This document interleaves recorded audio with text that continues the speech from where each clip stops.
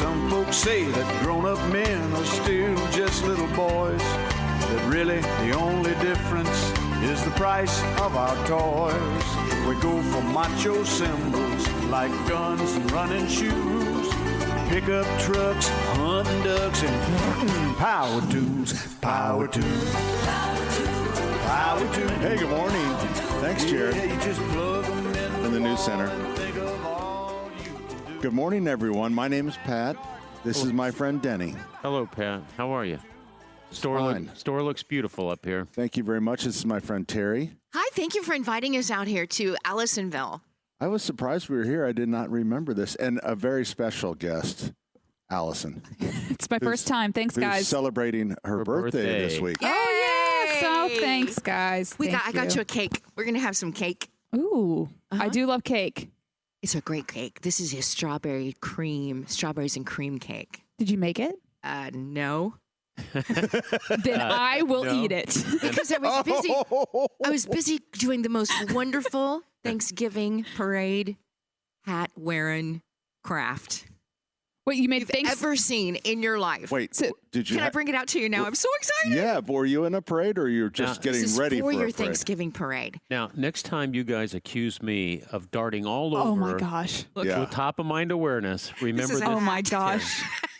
Oh my! This is a pumpkin pie hat. Put it on so I can get It genuinely looks like a pumpkin pie, and she just has a ribbon tied to it. Okay, I'm going to take a And picture so we can put it on social media. And Wait, is it about to fall off? Allison, will you hold it on, yes, please? oh it boy! is that heavy. was Well, close. your headphones aren't going to help. Oh, but- yeah. Let me take the headphones off. Okay, we got to. This is really good Wow. radio right here. Well, we have our camera on too, but yes, we have the pumpkin. It literally looks like a pumpkin pie and some Look this tin way. foil. Look this way.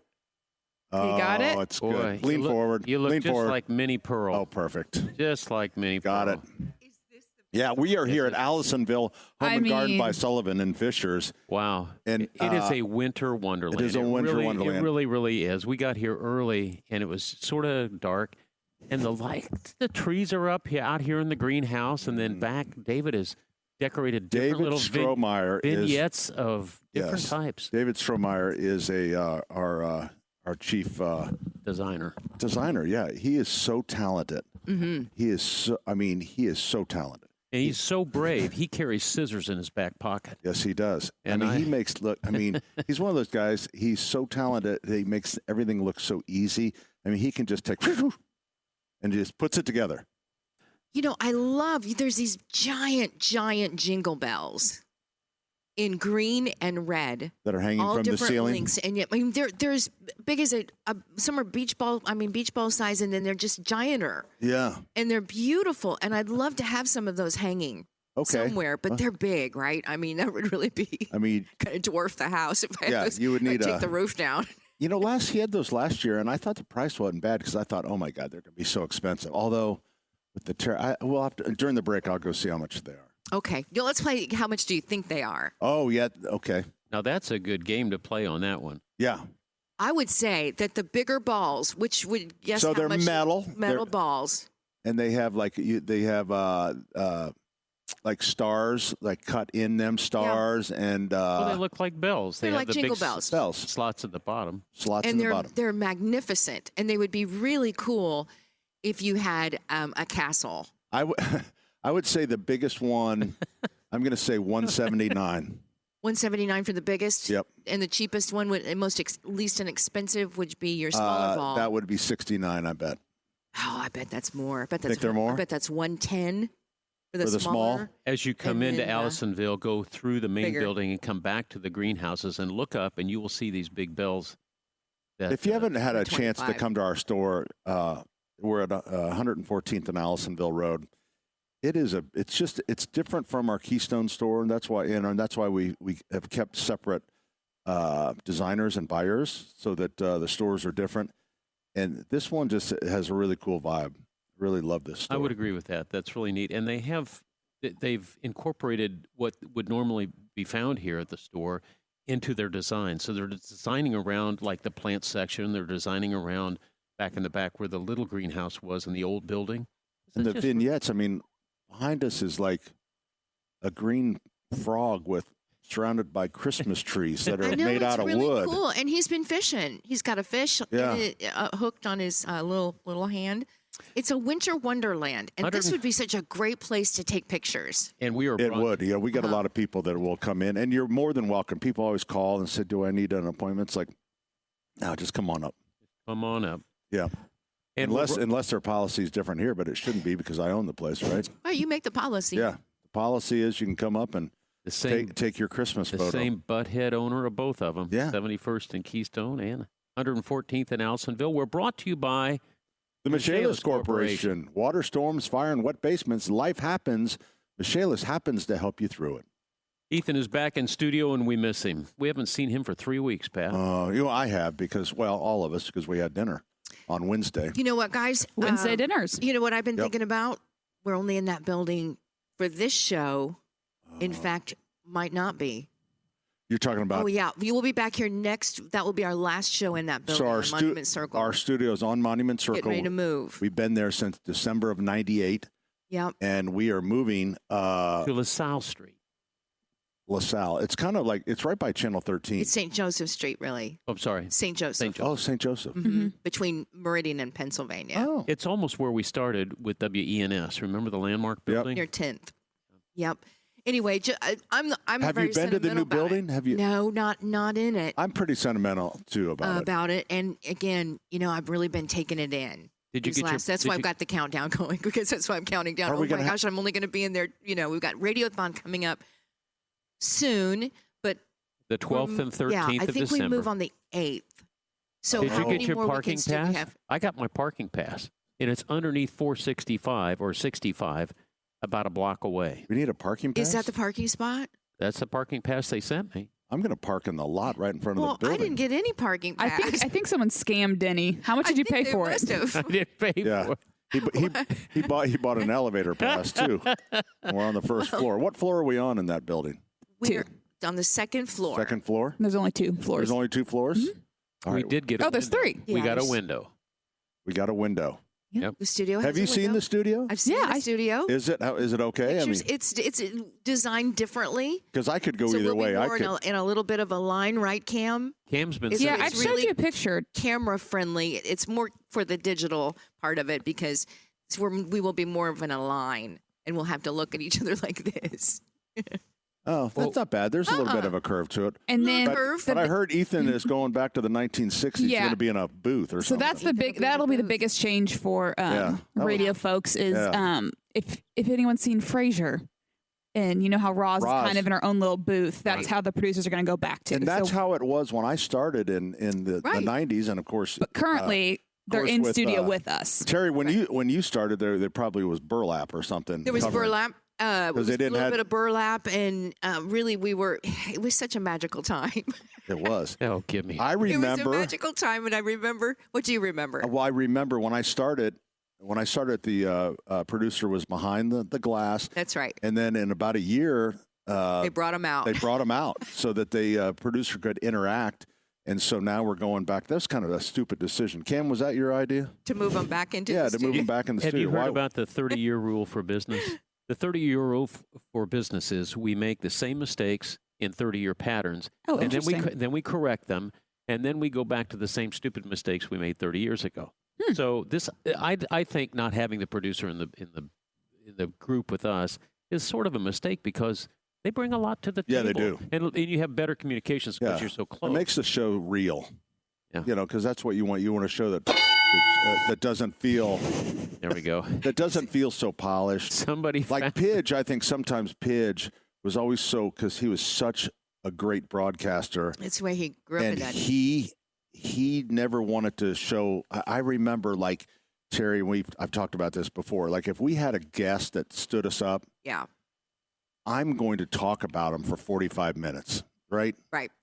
Pidge would act like he never had been promoting it for 3 hours and just move straight forward. Always forward. He always said, Terry, look forward like we're playing football. Yeah. Move forward, never look back. But that's the way he was taught. Yeah, and it then, is. And then I was taught a different way. But then Pidge, I think when Pidge had more people in the room, you did start to know who Jeff Pigeon was. You knew Summer. Yeah. You knew his kids. You knew his daughter. You knew, his family. He's such a good broadcaster. He would tell you where he was going on vacation, and he would. He started to become more. And that's what you want to know. You want to learn. You want to know who these people are. I think that's it. You do want that to know you're who listening they are. to. Yeah. So there you go. So anyway, the countdown begins. I think I'm going to, for Radiothon, sell some of the stuff I have. And because I have a lot of, cool stuff that people have given us through the years, things we've been very privileged to get free stuff all the time. And so some of that stuff's pretty awesome. We're going to sell it. So do you think? So you think? So we'll be in the in our studio a couple more times. Couple more times. But I think, we're going to be. We'll just see. Okay, a couple more times. So what we should do on Saturday is just open the doors and let people come in and take furniture and stuff. I think Terry needs to take. Belong to us. Terry's room is a copious stuff. You better take pictures. Take pictures. You should see Abdul's. Abdul's is a his office is stacked with comic books, and it looks like a hoarder. But he said he has a storage unit.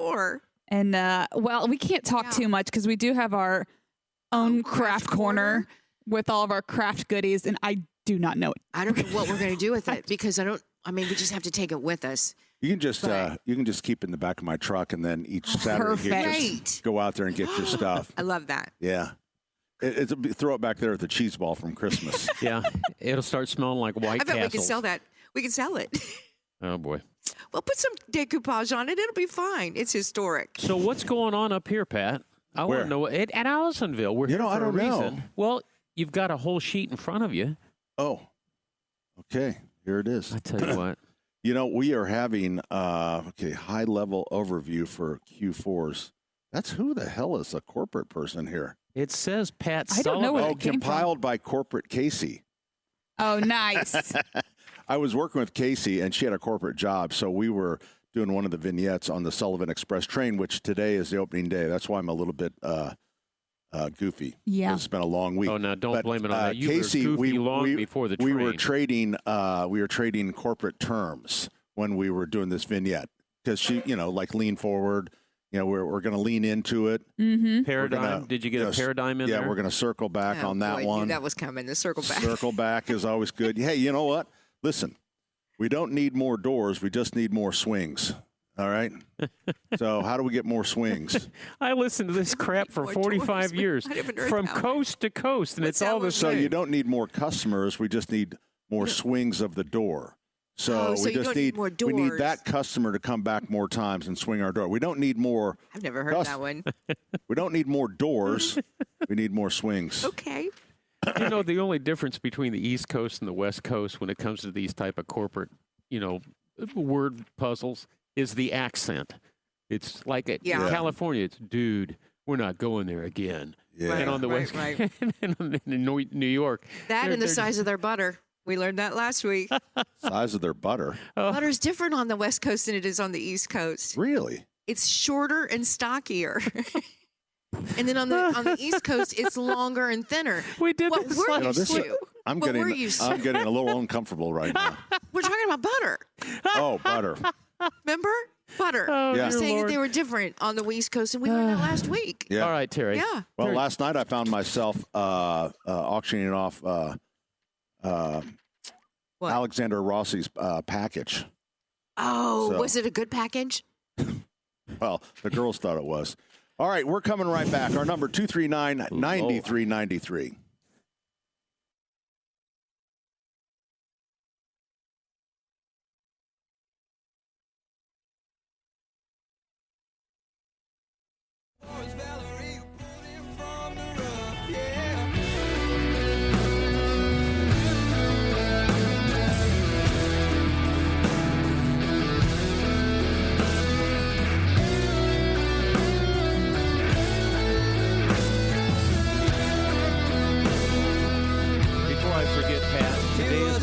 Auction. They're auctioning off all the old antique store stuff. Boy, I bet you're going to make a killing on antiques. I don't think that's going to happen, brother. But anybody that is in the Baxter Auction Gallery neighborhood, about 46th and Pendleton Pike, one of the few auction houses still left in Indiana, today's Mama's auction. And the auction is made up of several families, but her stuff's in there. I can't believe Pat was telling me about, what'd you call it, Roadshow? Antique Roadshow on PBS. Do you ever watch, Tara? Often. Yeah. I love it. Yeah, I do too. I love it. Pat says they show the 2006 price. Some of the episodes, like they'll go back. And well, they started doing that during COVID when they couldn't do, and it was so popular. You know, that's like 2006. This was worth $5,000, and then they give it what it, you know. It's incredible how much value is Some lost. of the stuff just goes, and they have a noise that goes. I haven't seen one of those episodes. Oh, you haven't? No. Oh, it's really good. No, but I love the show. Mama's prepared for that. She was a drop rose collector, which was drop rose Haviland china, and it was the same china that was used in the White House back in the early 1900s. Oh, that's cool. And my sister has pictures of White House banquets with this drop rose china. And she sold that, and she sold that at a good time. But now every piece of china that you would fall in love with, Carnival glass, the Blue Glow stuff, it's just, there's no value in it. I know. It's just crazy. I know. And that's why so many of I just continue to hang on to this stuff. You always think, well, is it going to be worth anything? And then am I really going to do it? Am I really going to take it somewhere and go through the whole thing? And there's probably a 30-year rule there someplace. I know. Do you really think that another generation, 30 years from now, I don't are know. going to? You know, a couple of years ago, I remember hearing, I don't know if it's true or not, but younger couples were looking at vintage. They liked vintage. They liked antiques. And this was, I guess, maybe right around COVID time. I mean, I remember just talking about this on air on first day about, you know, these younger people are flocking to get kind of that vintage look. That's absolutely a thing. A lot of people my age now, they'll go to Goodwill and they'll buy the old glassware like our grandparents used to use. Yeah. And Hey, I'm sitting right here. Well, okay. It is what it is. It is what it is, bud. Now, would you buy china? No. Okay. Or silver, we do.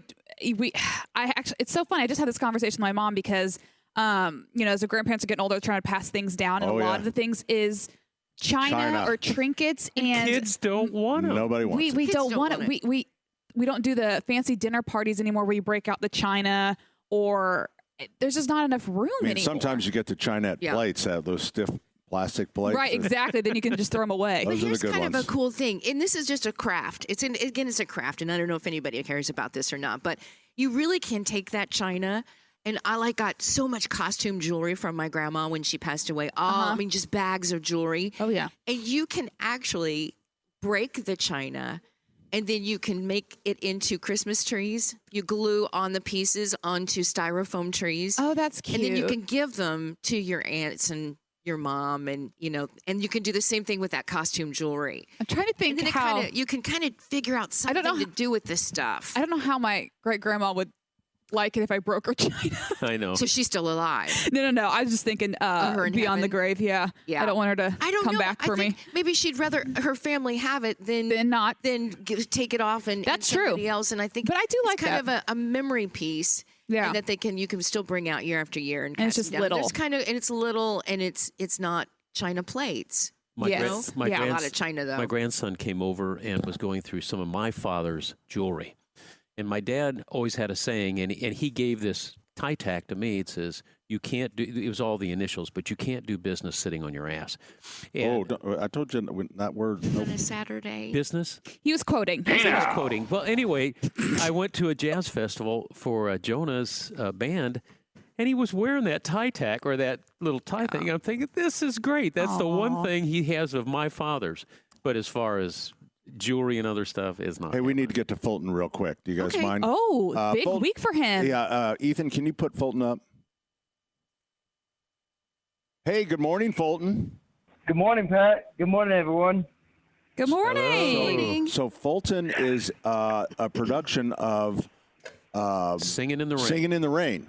And I had the chance, Beth and I went out and saw him on Thursday for the opening, and I got to tell you, it is a winner. It was very, very entertaining. Very entertaining. Did he nail his lines? He did nail his lines. Not only that, Fulton has one where Don Lockwood is out, doing the hit "Singing in the Rain," and Mr. Policeman, who is what Fulton was, walked right out there and told him to get the hell out of there. Whoa! Got him off the street, right, Fulton? Yep, right, Pat. Yep. So, how was the show last night? It was pretty well.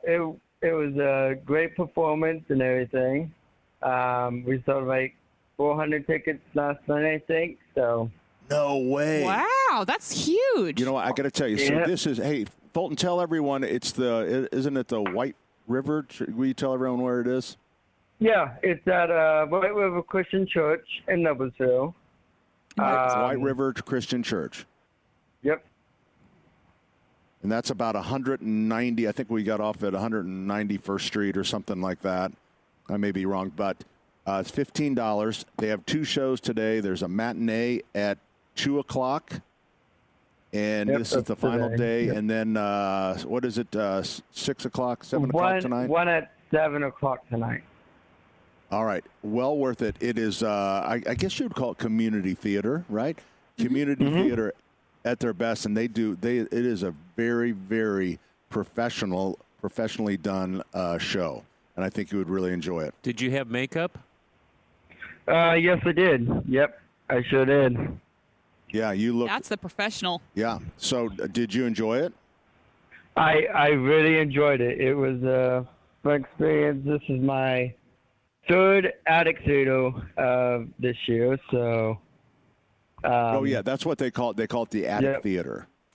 Yep, Oh, that's okay, what it's that's called. awesome. Attic Theater at the White River Christian Church in Okay. Noblesville. Oh, that's awesome. Highly recommend. So, Yeah. but good time. Fulton, congratulations on the show, though.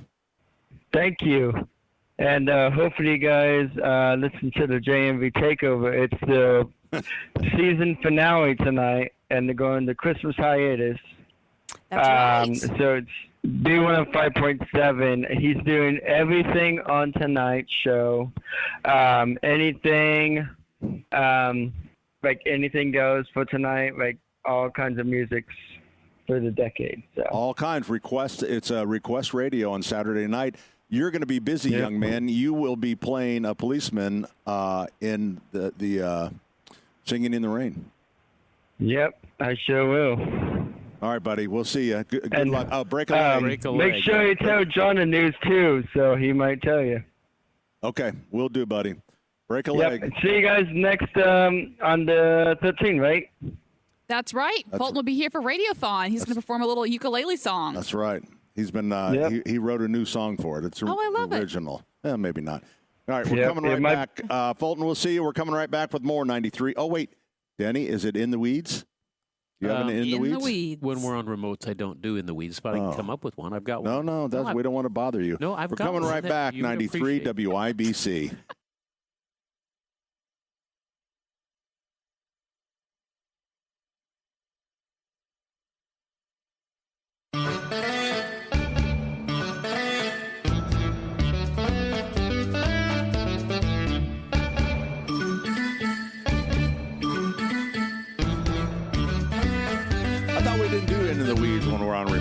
Hi, Pat Sullivan here for Sullivan Hardware and Ladies and Garden. gentlemen, boys and girls, the segment, I should say, that just won't go away. Usually a reprieve when we're on remote, but here we are. Yeah. It's In the Weeds with Denny Smith. I always keep currently unsponsored. Are you all done now? Yep. Okay, that was a hell of an introduction. Thank you. All right. So I always keep one in my case here, just in case Sullivan pulls a fast one on me. So I'll give just in case he goes to a cocktail party or something and needs some weird information.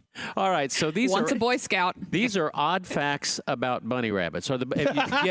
I like it. Yeah. Have you got any bunny rabbits left around your house? No, but right now. Just the title itself makes me giggles. Odd facts about bunny rabbits of Indiana really is what it was. Okay. See, that's what it says. Right. Bunny rabbits of Indiana. All right. So what's the most common wild rabbit you'll find hopping around Indiana? Jackrabbit. You can't say jackalope on this show. All right.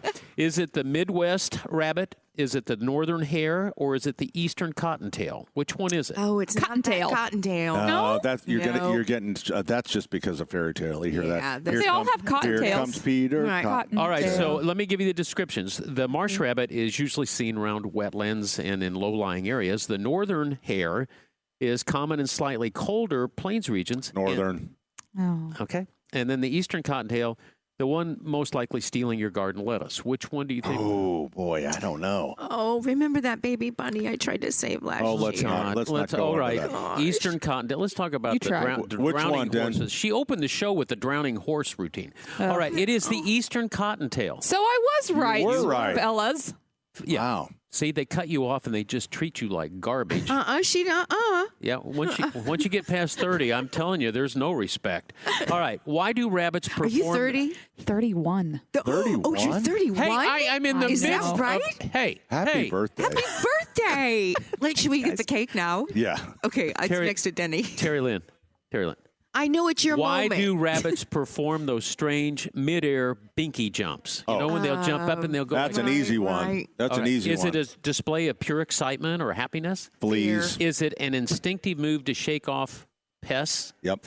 Or is it part of a territorial display to warn other rabbits? It's the pest. Fleas. I think I would it's. the flea. Yeah, the pests. I don't know. Maybe. Allison, birthday girl? I think the pests. It is to display of pure excitement. They really can express Oh, their that makes me happiness. happy. That- But you doesn't know it? what? We like to anthropomorphize our That is animals. such BS because they don't really know. Okay, Mr. Smarty Pants. Yes, they communist. do. They don't know if the bunny didn't just get bit by a flea. No. Oh no, it's just All right. demonstrating Question You know what? number pure 3. excitement. Why- Hey, how hey, would they this know? is In the Weeds. I get one segment a week. All right, go That's ahead. all I get. Well, you still get to talk through the rest of the show. All right. How Like fast? this is your only how, moment. how fast can an Indiana cottontail rabbit actually run when spooked? By a hawk. Is it close to 40 miles per hour if chased by a predator? If is it around 35 miles per hour in short bursts, or is it about 20 miles per hour but only on downhill slopes? 20 miles. I say I don't know. 35. There's a saying, quick like a bunny, right? Yeah. And they go fast. Quick When like they're a bunny. scared. Well, I'm do- gonna give Allison the blue ribbon here because it's around 35 miles per hour. Wow. But you can only do it in short bursts. There we go. Thank you, Allison. Why do rabbits' teeth never stop growing? Now, Pat probably understands They're a this one. rodent. Yeah. Yeah. They're not a rodent. They're a anyway. They need longer teeth to help regulate body temperature. It's a leftover evolutionary trait from rodent ancestors. Their diet of tough vegetation constantly wears them down. The rodent ancestors. I mean, I think so. I mean, they're like squirrels. They got to keep the teeth keep chewing on going stuff. forever. Okay, well then that's the last answer, and you'd be correct. Their diet of tough vegetation constantly wears them down. Yeah. Same Wow. thing with squirrels. You know, I don't think I've gotten one on this route. I'm not very good on rabbits. Well, Why it's do all right. rabbits eat some of their own droppings? Pat, you Because know, they're stupid. Starving because we've taken their land away. Oh, boy. it's their way of marking territory scent. Is it they need to redigest certain nutrients that they missed the first time? Or is it a learned social behavior from living in colonies of other rabbits? Oh, well, that's not good that they're teaching that. Ethan has found the sound effect. not I would good at say the first one. It's terrible leadership. Actually, it is they need to redigest the food because it goes through their system so fast. So that's where they get their nutrients. So they Second helpings. have you ever had a friend So would it say, be the same like popcorn for us? "Oh boy, okay, when are Indiana This goes through cottontails so quickly. when are Indiana cottontails most active during the day? Is it midday, This is late easy. night, or dawn or dusk?" I would say dawn or dusk. That's correct. It's, Yes, I it's got when it's one. cool and predators are less active. Yeah. What happens if you feed wild rabbits too much lettuce from your garden? Well, I know for sure. Now, let me give you the answers No, here. I know about that. They'll get lose bloated. interest in their natural diet and rely on people. They can develop digestive problems from too much water content, or they become more territorial and aggressive towards other rabbits who get into the stash. I'm going with. I always think too much roughage, you get bloated. I'm going with digestive. Obviously, you don't know much about Indiana I do rabbits. not. The correct answer is they can develop digestive problems because That's what I said. from too much water content from the lettuce. That's what he said. That's what I Is that said. Well, you know, he's Why don't been. you listen? Maybe your next in the weeds is about better listening. That's the boomerang I always wait for. That's the boomerang I always Hit you right in the head. Well, there you go. That's your in the weeds. But I did have. Oh boy, it was really good. Was that sound effects from Ethan or from here? that was was actually stomach. my stomach. That was Pat's digestive tract. Yeah, there you go. Okay, well there you go. All right, I'll always be prepared, Pat. 239-9393 Do you need a is Band-Aid our or number. an emergency time to make a phone call? I bet you do have it. I don't have the dime anymore, but I got the bandage. Because we don't have payphones anymore. All right, we're here at Allisonville Home and Garden by Sullivan in Fishers, 114th and Allisonville Road. We hope you'd come out and see us today. It is an absolutely gorgeous store. David Strohmeyer and staff here, they do a tremendous job. And some of the things they have coming up, it's what they're putting together. It's called the Winter Wonderland at Allisonville, where twinkling lights, festive music, winter kids activity, and cozy fire pits set the scene for holiday cheer. Casey wrote that just the way I told her to write it.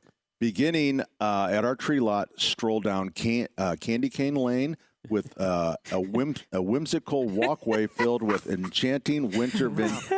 It's like you're reading Shakespeare. Perfect for family photos. Vignette themes, Whimsywood Sweets, faux real tree lot. You are amazing. And winter woods. Wow. That's a lot. So basically, it's a winter wonderland experience. It's you can enjoy Candy Cane Lane walking.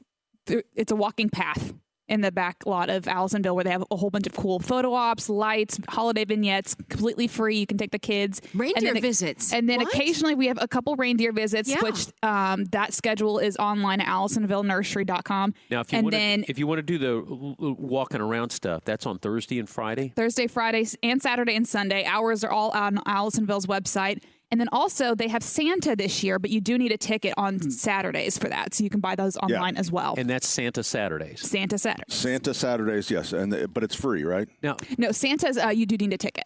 Oh. Now, I understand you've got Crafty Thursdays. No. And how much is a ticket? A ticket, so there's two options. There's I love when I ask Allison about my business. Okay.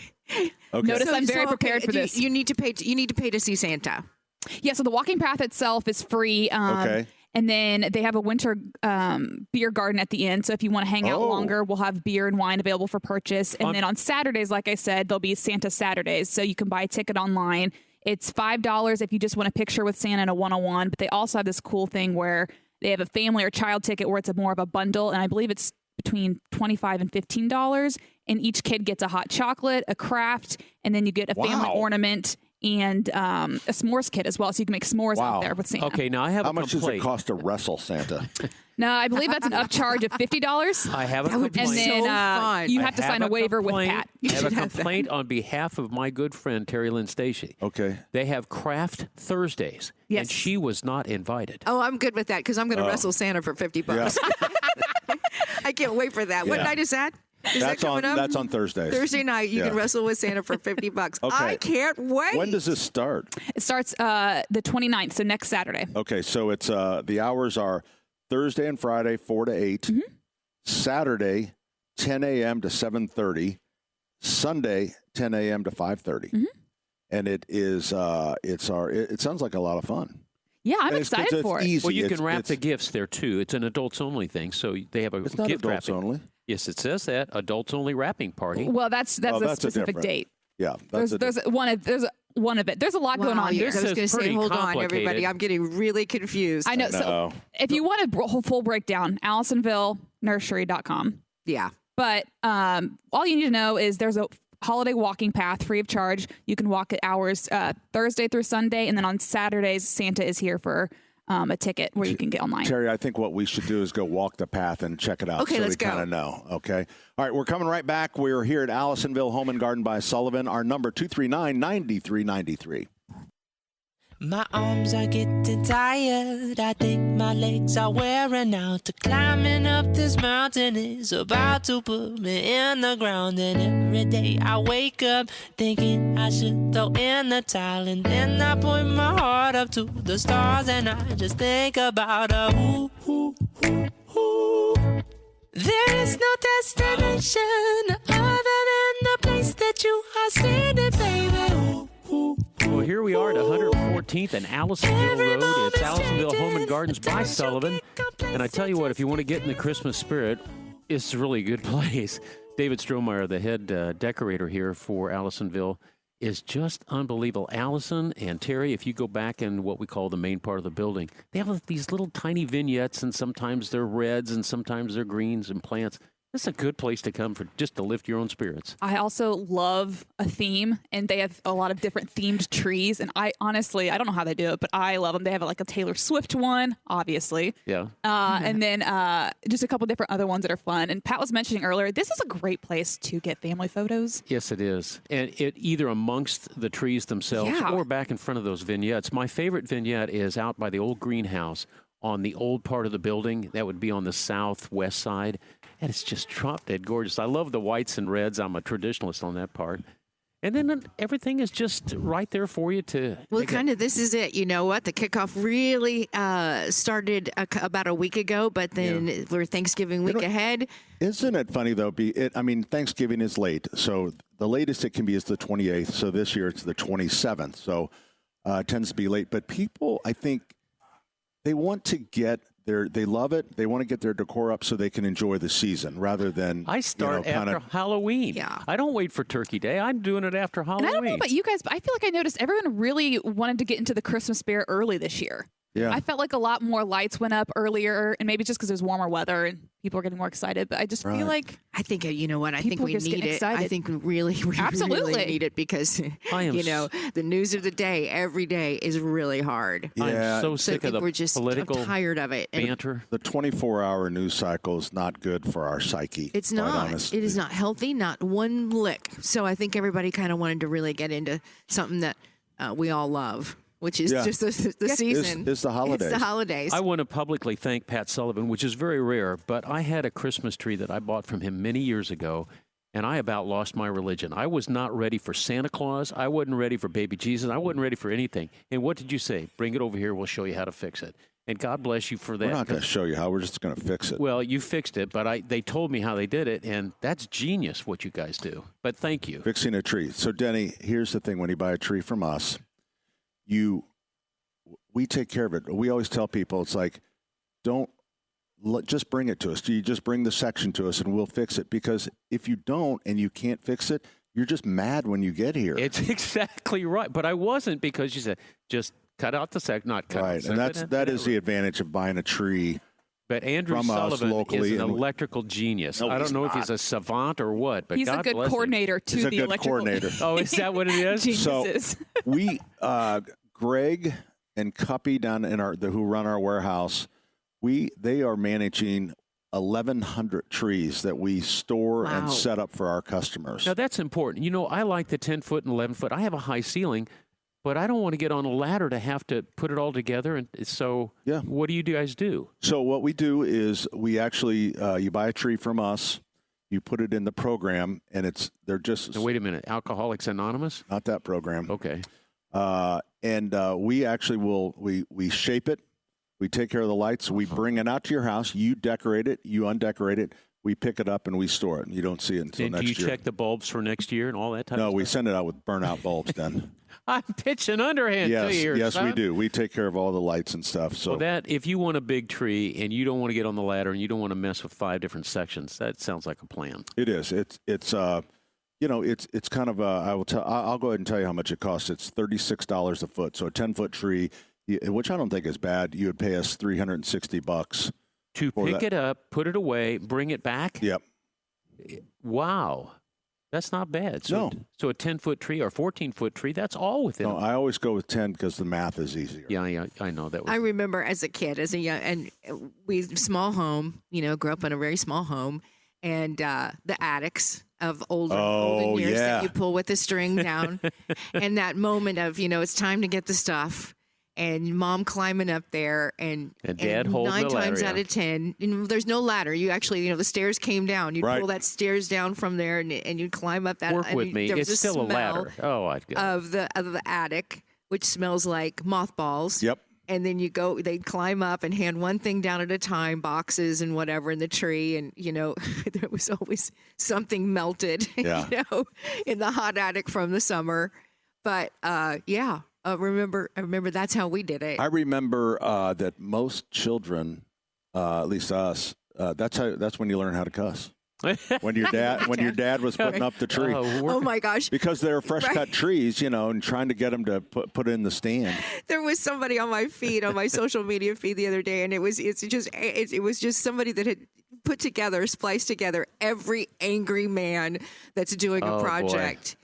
I mean, whether that was climbing up a ladder and screaming or, just the words coming up, especially if you're on the roof doing something. Jane hears me swearing. She comes out to see what's going on. She goes, you need to settle down. And it's the throwing of the things. And I'm like, it was so relatable to that. I mean, every project David does, there's something that's not going to ever go right. And the swearing and the throwing of things. Yeah, you have to get that patience going. And no. No, I won't find it. I won't find it in that man. But God love him. I mean, he tries everything, and everything usually is right at the end. It's just getting to it. Right. Might take a little longer than what he estimated. So there you go. All right. We're here at Allisonville. Hour number 2 coming up.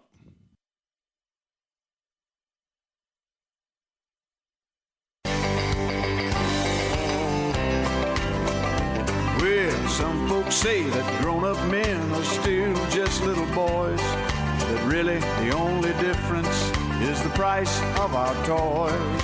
We go for macho symbols like guns and running shoes, pickup trucks, hunting ducks, and power tools.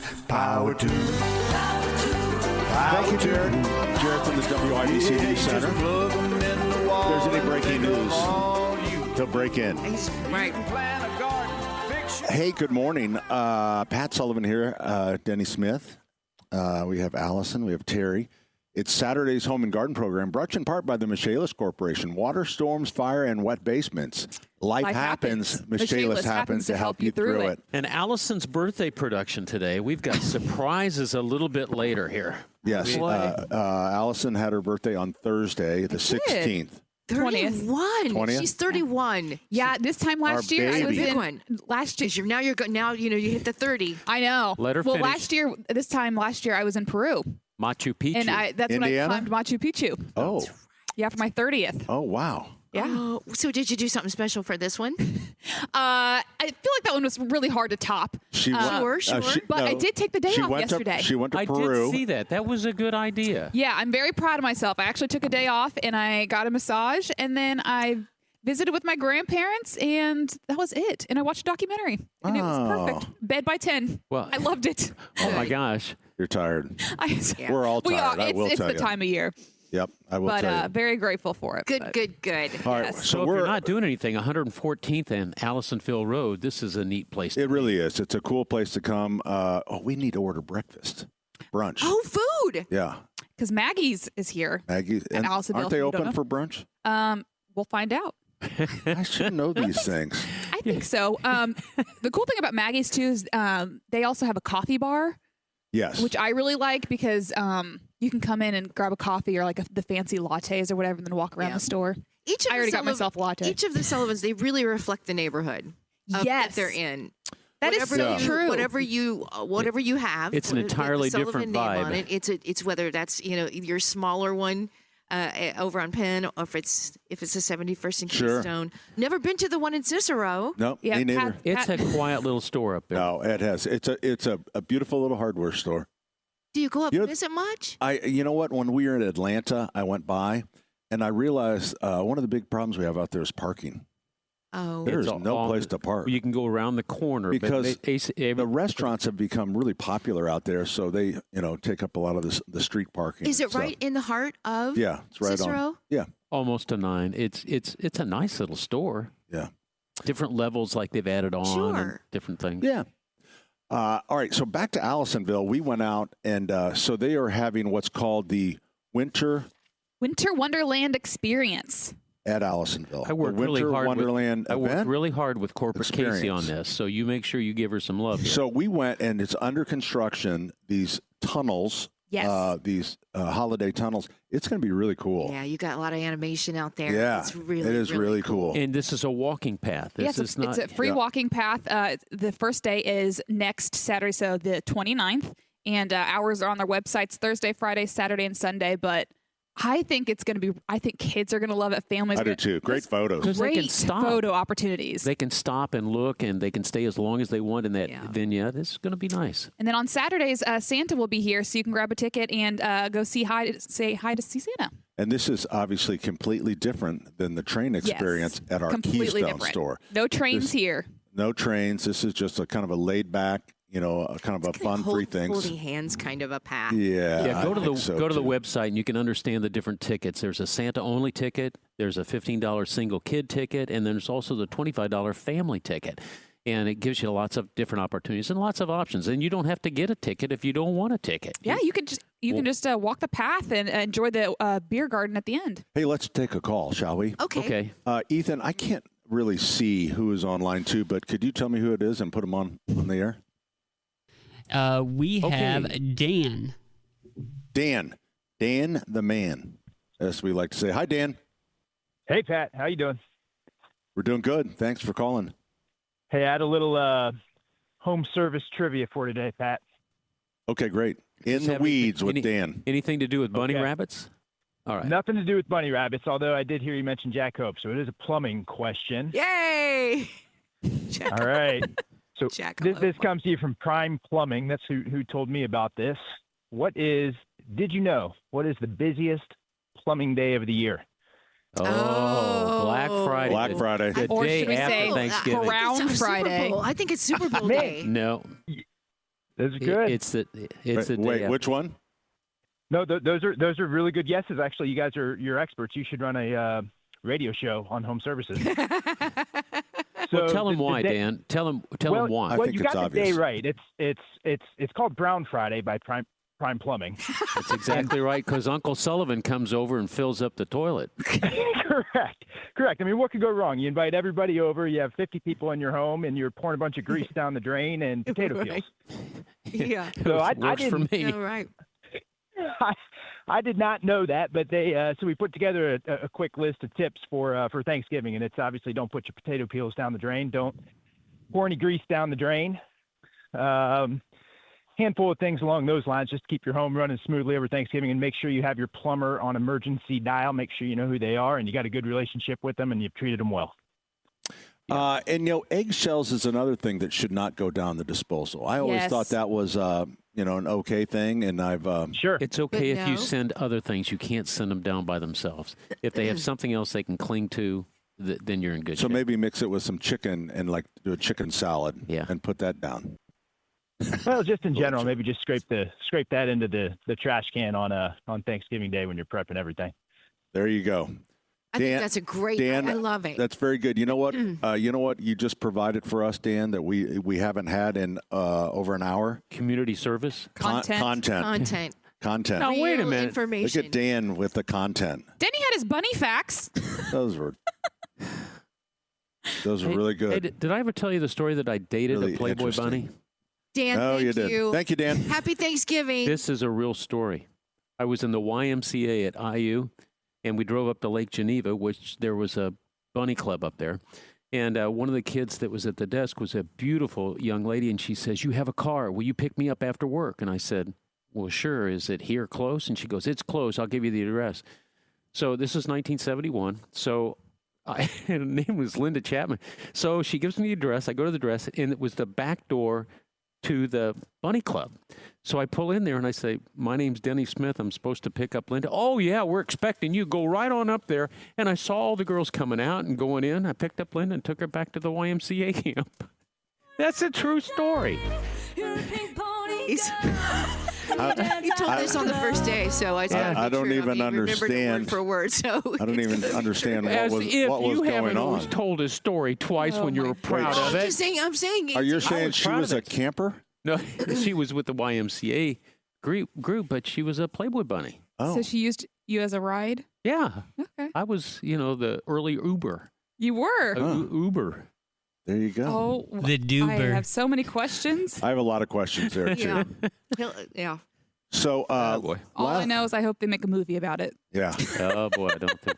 Last night I was emceeing an event At for the Playboy Club? No, Okay. the Seeds of Hope, Father Glenn's, and something happened that I didn't see coming. Did you know no. this? Did you know it was? No. No. So I was. It was Seeds of Hope. It was at the Ritz Charles there, and Big Joe helped me with the auction. There's 600 people there, and my cousin Sean, who is the president after Father Glenn passed away, and his brother, my first cousin. So he's kind of the president. And, you know, Terry, you MC a lot of stuff. You know, I pride myself in keeping my event on time. That's the key. And sometimes it's like, you're fighting City Hall with some of these people. So I'm sitting there at the side, and they're giving awards. And they give this award. It's like, 4 videos, and I'm looking. I'm already 15 minutes behind, and we've got Alexander Rossi is going to be interviewed by Dave First. I mean, reverse raffle. There's just a lot going on, and so now they're going to give the second award. They gave it to me.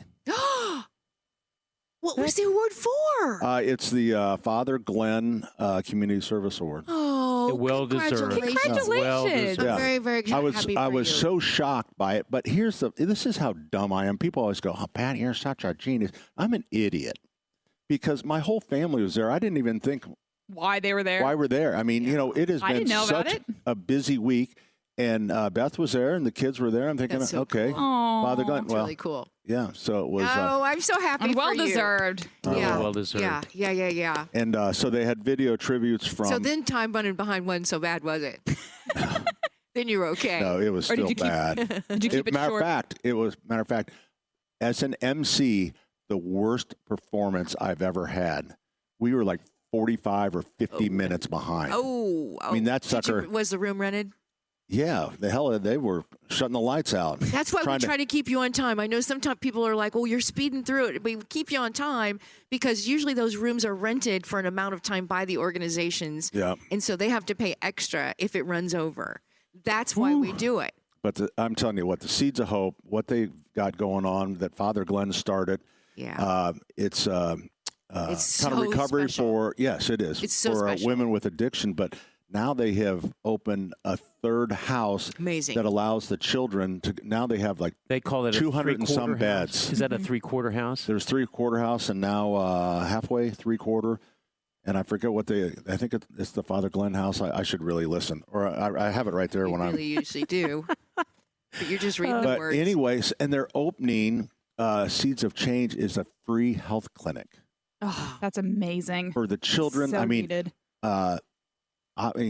eyes, dentist, the whole thing. Tom Funk That's had to very get cool. Tom Funk, yep. He had to get his, But all his these certifications back after retired he retired. doctors, it's just Father the legacy that Father Glenn Yeah. left. I mean, people still want to Well, help you him. obviously know. I mean, you see how it has grown. I mean, Yeah. what it is today compared to when it did start. That Right. little seed was planted, and it is just amazing what a legacy he has left It behind. really is. Father Glenn amazing. had a personality. He didn't tell anybody he was sick. No. And yet he went on, and then all of a sudden we lost him. But what he did is he left that video or that recording for the first meeting that he would normally be doing for planning on all this. And if you ever have you heard it when he goes, "Hey rookies, you thought you lost me, didn't you?" Nah. And it was really one of the cutest things that he did. But he was dying, and Yeah. quite the legacy he's left. Yep, and it has gotten, and it helps more and more people. So good for them. They have childcare there. St. Mary's is involved, so it really is a cool organization. Yeah, If you're a great looking, one too. I was going to say the and- volunteer. This is one of those. If you're looking for that volunteer opportunity, and Giving Tuesday is also coming up. right, and if you can, they really need for the health clinic. They need volunteers. So even if you can work, a shift a month, 4 to 8 hours or something like that. Maybe you're a nurse, retired nurse, or you worked in a dentist's office or any of those things. They can use you. Oh yeah. So if you want to get involved in a really, just not a lot of layers of, once organizations get really big and this is still a very, very Flat. small. Very Homegrown. flat organization. Grassroots. Yep. So really cool. All right. Seeds of Hope. Seeds of Hope. 239-9393. We're coming right back. 93 WIBC.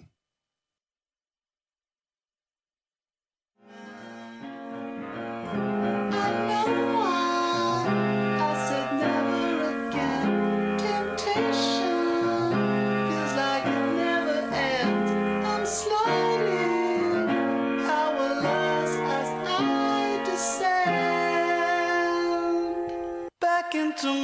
at the Sullivan Hardware. Actually, it's Allisonville Home and Garden by Sullivan at 114th and Allisonville Road. I want to remind everybody that Radiothon is on. Terry Lynn Stacy is going to kick off the event at 6 o'clock a.m. sharp. You'll be with me. Yeah, well, but it's your show. Well, no. All right. It's Tony Katz's show, and we're just filling in. Before I was so rudely interrupted, we're going to be starting at 6 a.m., and we're going to be at Sullivan Hardware. I believe we're going to be in the Grill Palace, Terry. Yep. And then off we go for there. 2 full days of nothing but raising money for the Salvation Army. Talk to him. We had the big kickoff, the holiday kickoff this week at the Columbia Club. It was a fantastic event. Everybody was I there? You were not there. She was ringing the bell. Ringers. Terry was ringing the bell. We're ready to go. The kickoff season. Our goal this year is $450,000. Okay, in 2 days, piece of cake. It's a good goal. We get to hook up with some old alumni from WIBC. Ashley is there. Ashley it was with WIBC and Promotions forever, and she's been a backbone of helpers for the Salvation Army now. It'll be good to see her. But anyway, you remember the 12th and the 13th of December. Pat Sullivan is so gracious to let us use 71st and Keystone, and he's got a special room for us. He's sort of hiding us off from the neighbors. I have a special room for you, Denny. I know you do. That's not where I was going. But yeah. Always what I've wanted. Yeah, but anyway, it's so close. I mean, once we get past Turkey Fest, everything starts to come. We got, Thanksgiving, and then we got the Radiothon, and then all of a sudden we got Christmas. There you go. And the trains start today. The train started at the first train out was 9:50 this morning. So I tell you what, getting that thing, there's 21 different vignettes with animation, and every one of them has to be, wired. So it is quite the. We're so thankful for all the people that help. I mean, a lot of these, retired guys. We have 36 retired, or I think they're all retired pretty much. 36 engineers that drive the train. I like to see the boys. And the conductors, boys and girls, the boys and girls, and they're playing the role and they're excited about it, and it makes the whole experience. If you bring in your kids or your grandkids, it's a fun experience. Last night at this event, so there wasn't the live auction, and I'm not a very good auctioneer because I can't remember the number. So Big Joe Stasiak is good because he always knows where we are as far as, and Joe's out with a microphone out among the crowd. And then I'm on stage. And so, a lot of the classic, sports packages and stuff like that. But we had a Sullivan Express package where you got a whole train, so 4 cars, so you could have 16 adults and 20 adults, whatever you want. And you get 1 hour in the outpost. Oh, wow. Which is Santa's outpost is a cozy little place where he sees children when he's at the outpost. Mm-hmm. It's kind of rustic, but it's heated, air conditioned. Oh yeah. So anyway. Anyways. No, I'm keeping the S off that now. So you get 1 hour. Now I'm not sure who wants 1 hour with Santa, but it sold for $4,500. My gosh, and Pat. 2 people were bidding, so we actually did 2 of them. So that raised $9,000 for Seeds of Hope. Fantastic. So, that's amazing. Yeah. And it was more money than the Pacer package or the Colts package. Train is such the train. I interviewed Katie Mann yesterday. Oh, yeah. Indie with Kids. Yeah. She's got a new book out called Where to Take the Kids, Indianapolis. Oh, no way. You're in the book. Oh, no kidding. The Holiday Express, the Sullivan Express is in the book. And she talks a lot about kids with trains. Anything you can do with kids and trains, even today, is the thing to do. But she's got you in the book. That's very nice. And I will say Katie kind of their very first year, 2015, and she gave us our start because she mentioned it on her site all those years ago. I mean, she's such a fan and all of a loves sudden, this stuff. Yep. The tickets started rolling in. And you should carry the book. You should put her book in we here. should. You should put it in. That's a you're really in the good book. idea. But for the holidays and stuff, and How much is the book? Like $30, $40, I don't something think like that? It's much less. But it's a great little book, and it's perfect. It's local. She's local. She loves you. You're in the book. You should put a stack of books in there. I'm going to do it. I got to go. I'm going to do that right now. I'm going to text her right now. Okay. Telling her to bring them so, over. in the very first segment, we talked about the beautiful ornament balls. Yes. Up on the ceiling. The jingle balls. All right, so let's start with they're the smallest bells. size. Okay, so the smallest one, which I would say is about 8 to 10 inches in diameter. Would you agree? No. Is that the ones right above the sign? Yeah. No, that's about 12 to 18. Okay. You're wrong, but that's okay. We're going to roll with it. How much? If that's 8 inches, I'll buy everybody's lunch. What did you guess on that one? I guess you know what, $100. $100? I said 110, but I think. Dan, what did you say? You said 69. I would have guessed it around 79. I'm going to go with $89 They're for the metal, small one. beautiful metal balls. All right, and that one, the small one, is $79. Is it really? Yeah. See, I was going to say 79. Went to 89. Okay, The big one, which is about, again, I would say 18 inches. Denny will say 24 inches. The red one that's hanging off the left corner of the sign, that's about 20 inches, and then the one above that's about 30 inches. The green big one was $129. That's the green one. And I said 179. So much less than you thought. Yeah. They're beautiful. If you've got something, I mean, they're huge. So you got to have a sturdy something to Have put the those right on, place. like a tree or a. How would they make big- those? I mean, are those? Are they metal? Yeah. Yeah, they're metal. They're super cool. Yeah. Wow. But they're giant, and they really do look like weathered jingle bells. Is there a light on the inside that would shine through the star? And Only if you put it there, Dan. Yeah, you'd have to put it there. And I posted a picture of them on our Facebook page. Really good. Oh, are we on TV? Hi, everybody. Oh, yeah, and we're on YouTube as well. So if you want to come say hello, YouTube, just search WIBC, and we're going live. We're doing what? We're live. Yeah. But, we're live. But our yeah. screen is dead. So Yeah, our screen is dead, so we don't know if we have callers, but we'll figure that out. Our number, 239-9393. Your call's coming up next, 93 WIBC. Well, I figure you'll find comfort and happiness in knowing that I'm dependent on you, but I'll never admit it. I'm gonna lie and tell you that I'm doing better than I'm showing, 'cause that's a conversation that I'll never revisit. Hey, good morning. Welcome back. Well, Pat Sullivan, Denny Smith, Terry Stacy, Allison's here. Cam is our field engineer. And Destiny and Chris are running look the at promotions. you remember the names. I was getting ready to correct you. It's my destiny. I can't believe it. Joining us on the program is a name I can't remember. It's Tony. Tony joins us on the program. Hi, Tony. Good morning. Thanks for calling. Hey, thank you. How's everybody doing today? We're doing good. Awesome. I just wanted to call in.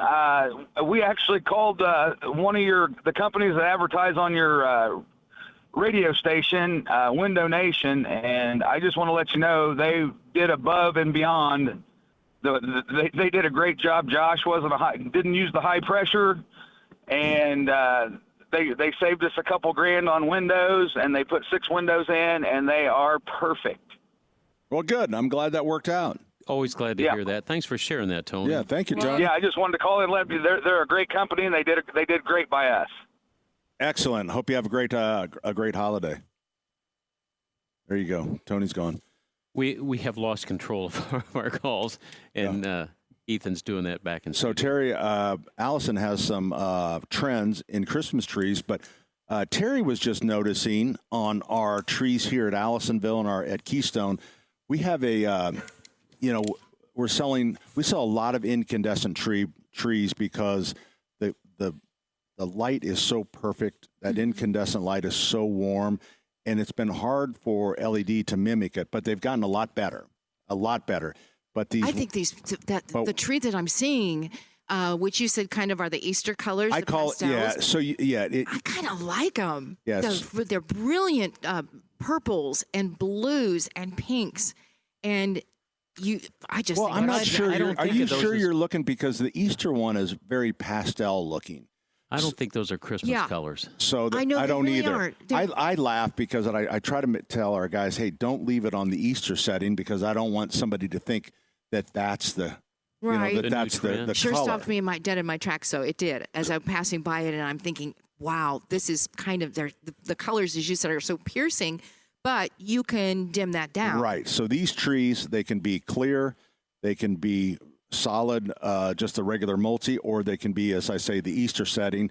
But then you can also dim them, and I think that solves problems for people that can't decide whether or husband wants multi, wife wants clear. Yeah. And it kind of, they can fight with the remote all night long. Now, Allison has come up with some new trends. Okay. I don't know where you got the new Christmas trends. Quickly, I just want to ask real quick, and that is, I'm so, we all are loving these lamps that you can just charge.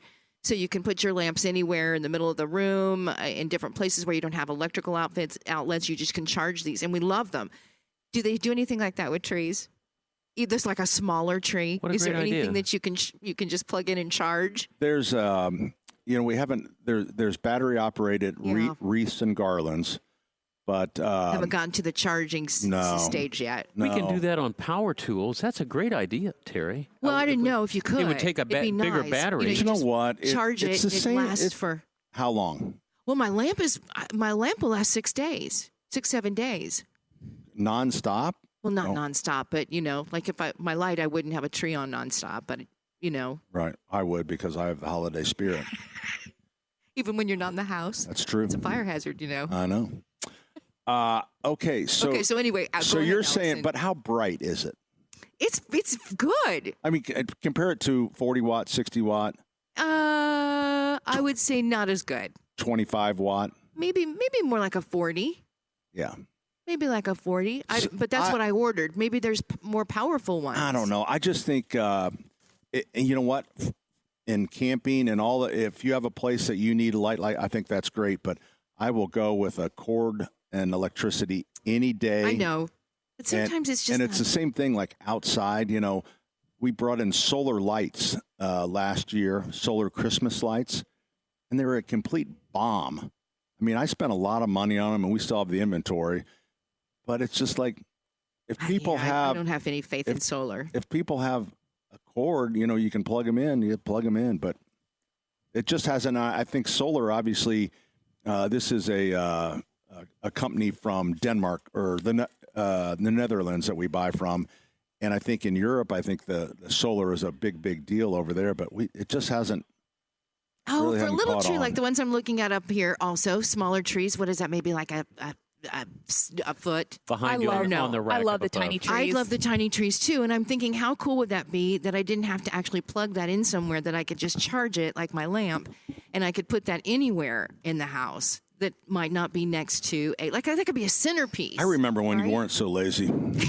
I was about to say it's never good trying to enough. save the You've got to energy. be better. Yeah. I guess I'm really not. All right, give us your trends, Allison. Oh, yeah. So I've been noticing on the internet this year, there's a lot of different kinds of fake trees that are starting to become more popular. And every time I see that, I'm like, oh, Pat would hate that. Oh, Pat would hate that. So I'm going to show you guys what they are. I have 4. Okay. So the first one is, instead of an artificial Christmas tree, it's a Christmas cactus. So it's a 7-foot Christmas tree Like that a looks saguaro cactus. like a cactus. I love it.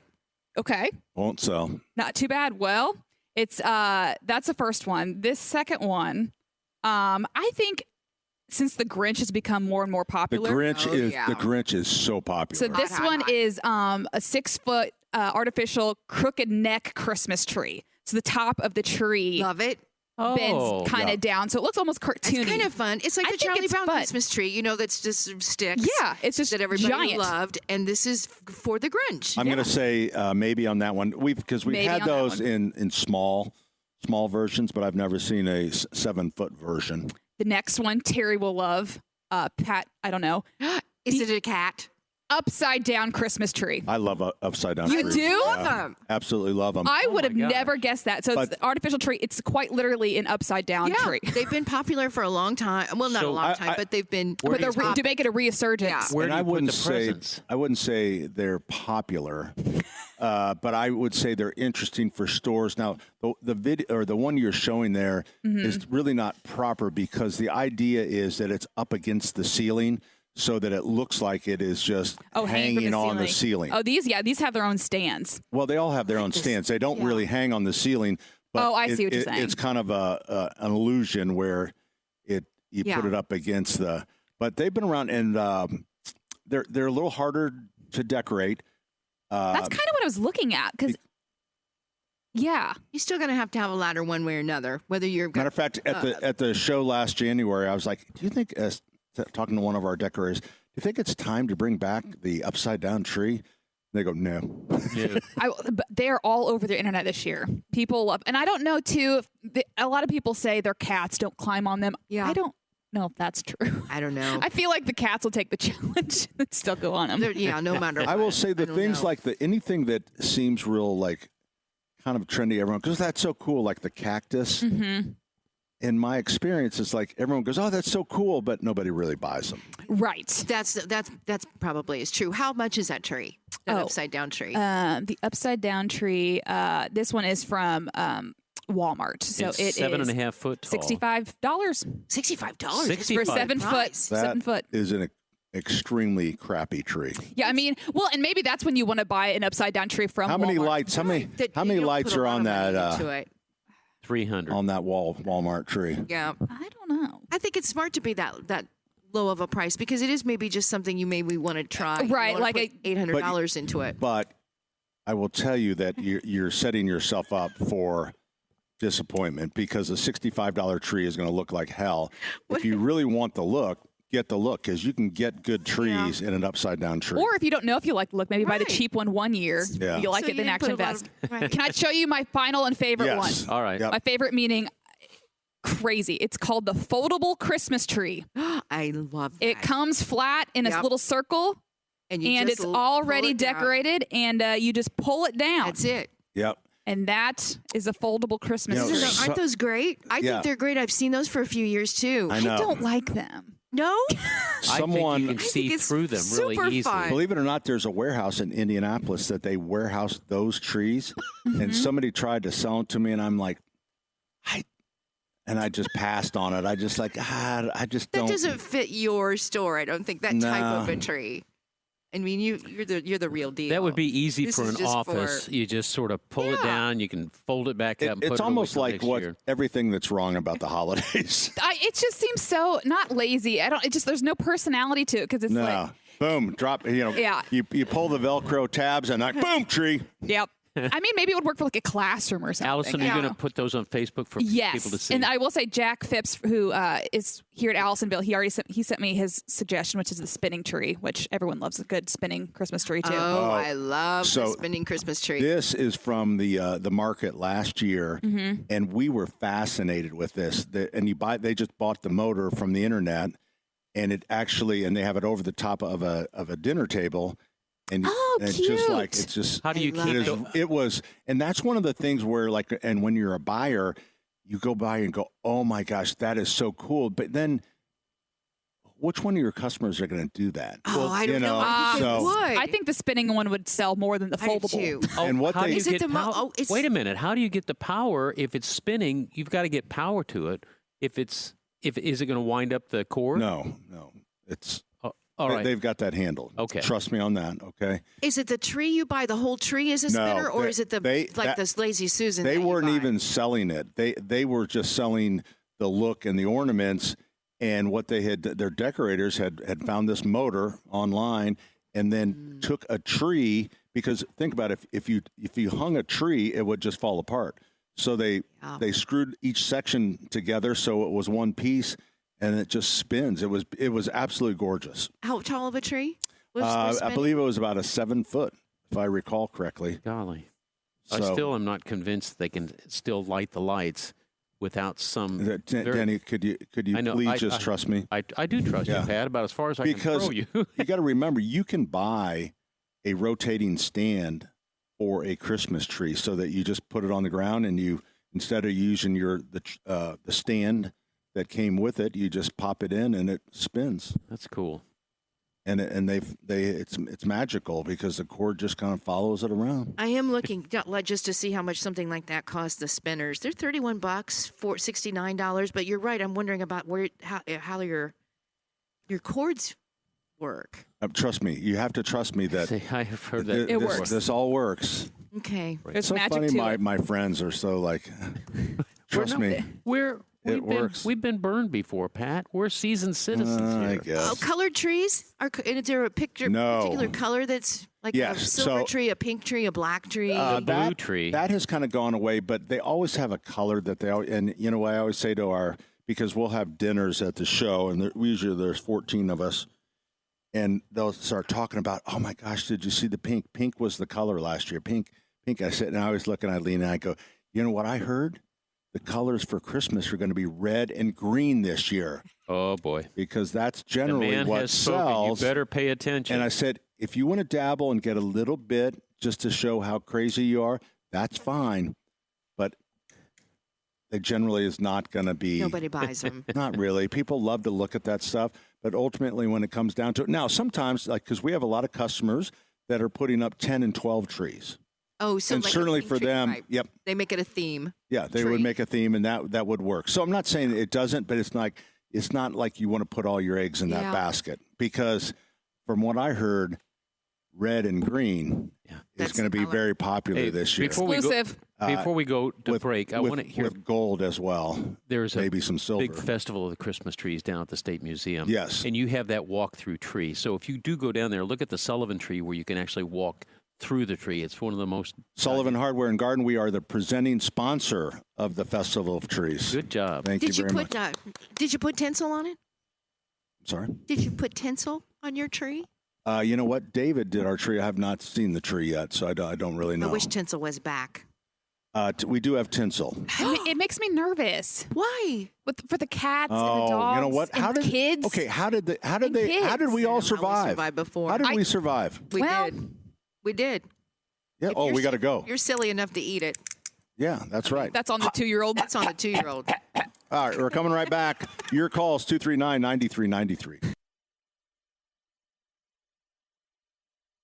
Can bring it on the floor. Never danced like this before. We don't talk about it. Dancing on, do the boogie all night long. Stoned in paradise. Shouldn't talk about it. I want you. We can bring it on the floor. Never danced like this before. We don't talk about it. Dancing on, do the boogie all night long. Stoned in paradise. Shouldn't talk about it. Shouldn't talk about it.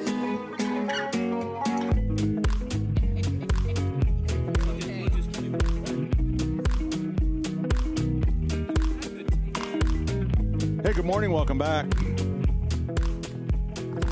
Maggie's has brunch. That's the restaurant here at Allisonville. All right, how many French toasts? 1 French toast.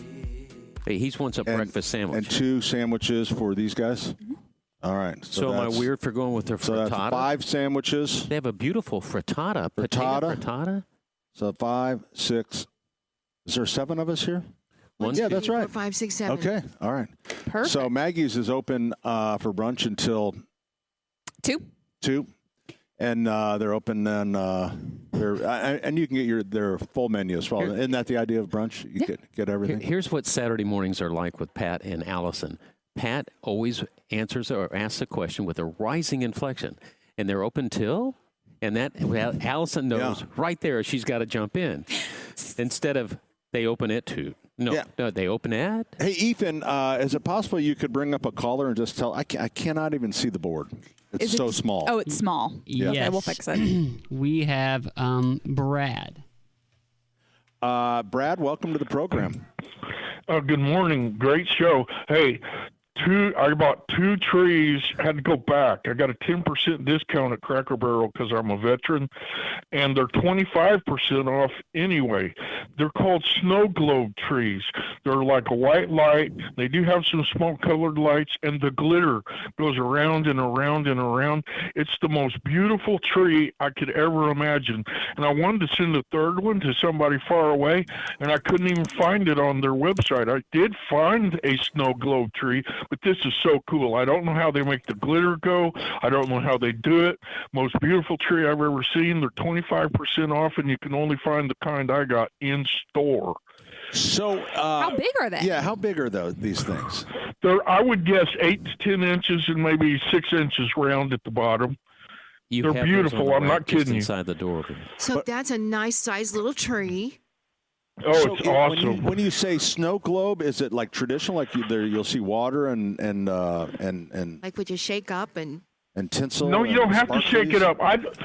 I put 3 AA batteries in. I have no idea how the glitter keeps flowing, but it does. It's heavy. It's got fluid in it. And now the ones I got online for somebody far away don't have the little colored lights. This one is white, like crystal, but it does have the little bitty colored lights, and I could only find that in the store. It's really cool. We're looking at a cool. picture of it right now. It is beautiful. It's a Cracker Barrel exclusive. And so but you only can get it in the store, is what you're saying, and you can't just order it online.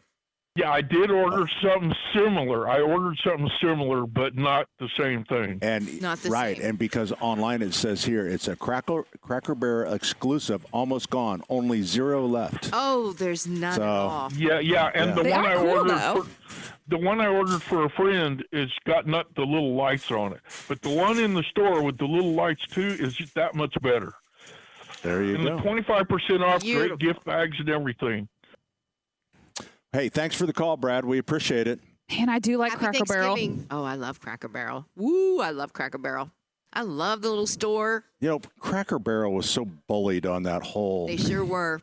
I just that bugs me. I mean, a business should always be, trying to hold on to their past, but to still they've look got to forward, have a new look and change. Gotta get I new mean, people businesses in. change, and all the bullies came out and said, "Oh, you should stay." No, they should not stay. I mean, revamping your sign and your logo, and it's like, what the hell is? I mean, we have such a bully mentality with the internet. Everybody's so smart. I just. Well, you better not be selling anything to the governor again. Every time people get the highest level of grouchiness about the stupidest A stuff. lot of grouchy things going on. You know what? About my mother-in-law's grave headstone, thievery. Oh, they stole it? Yeah. Stole some of the saddle with the flowers that you Oh, put no into way. it. Oh. But then when that was posted about it happening, everybody reached out and said, I can't tell you how many times I've had to replace urns. I've had to replace. People stealing from grave sites like crazy. Are they urns just are kids bronze. throwing them and? No, it's bronze. They melt them down Bronze for the from the urns or the Yeah. the flower vases, I guess you would call them, but you put flowers in there. People stealing like crazy in cemeteries, from cemeteries. grave So robbers. bizarre. You feel like, really? I can't wrap my head around that. I can't understand. I mean, we've really lost our way, haven't we? Yeah, I kind of think we do.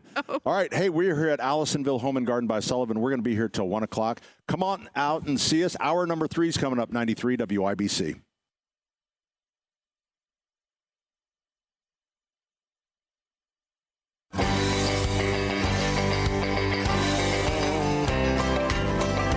Well, some folks say that grown-up men are still just little boys. That really the only difference is the price of our toys. We go Hey, thanks, from Jared. macho Jared in the symbols WIBC like News Center. guns and running We are here, the Home and Garden Show. We're at Allisonville Home and Garden by Sullivan, one of our family stores in Fishers. This is a beautiful store. We've owned it for about 5-6 years, I think. And it really has. This is a beautiful piece of property. You bought this the first year I retired, and it was the middle of 2 weeks after you closed. We had It was COVID, yeah. The Gatewoods own this.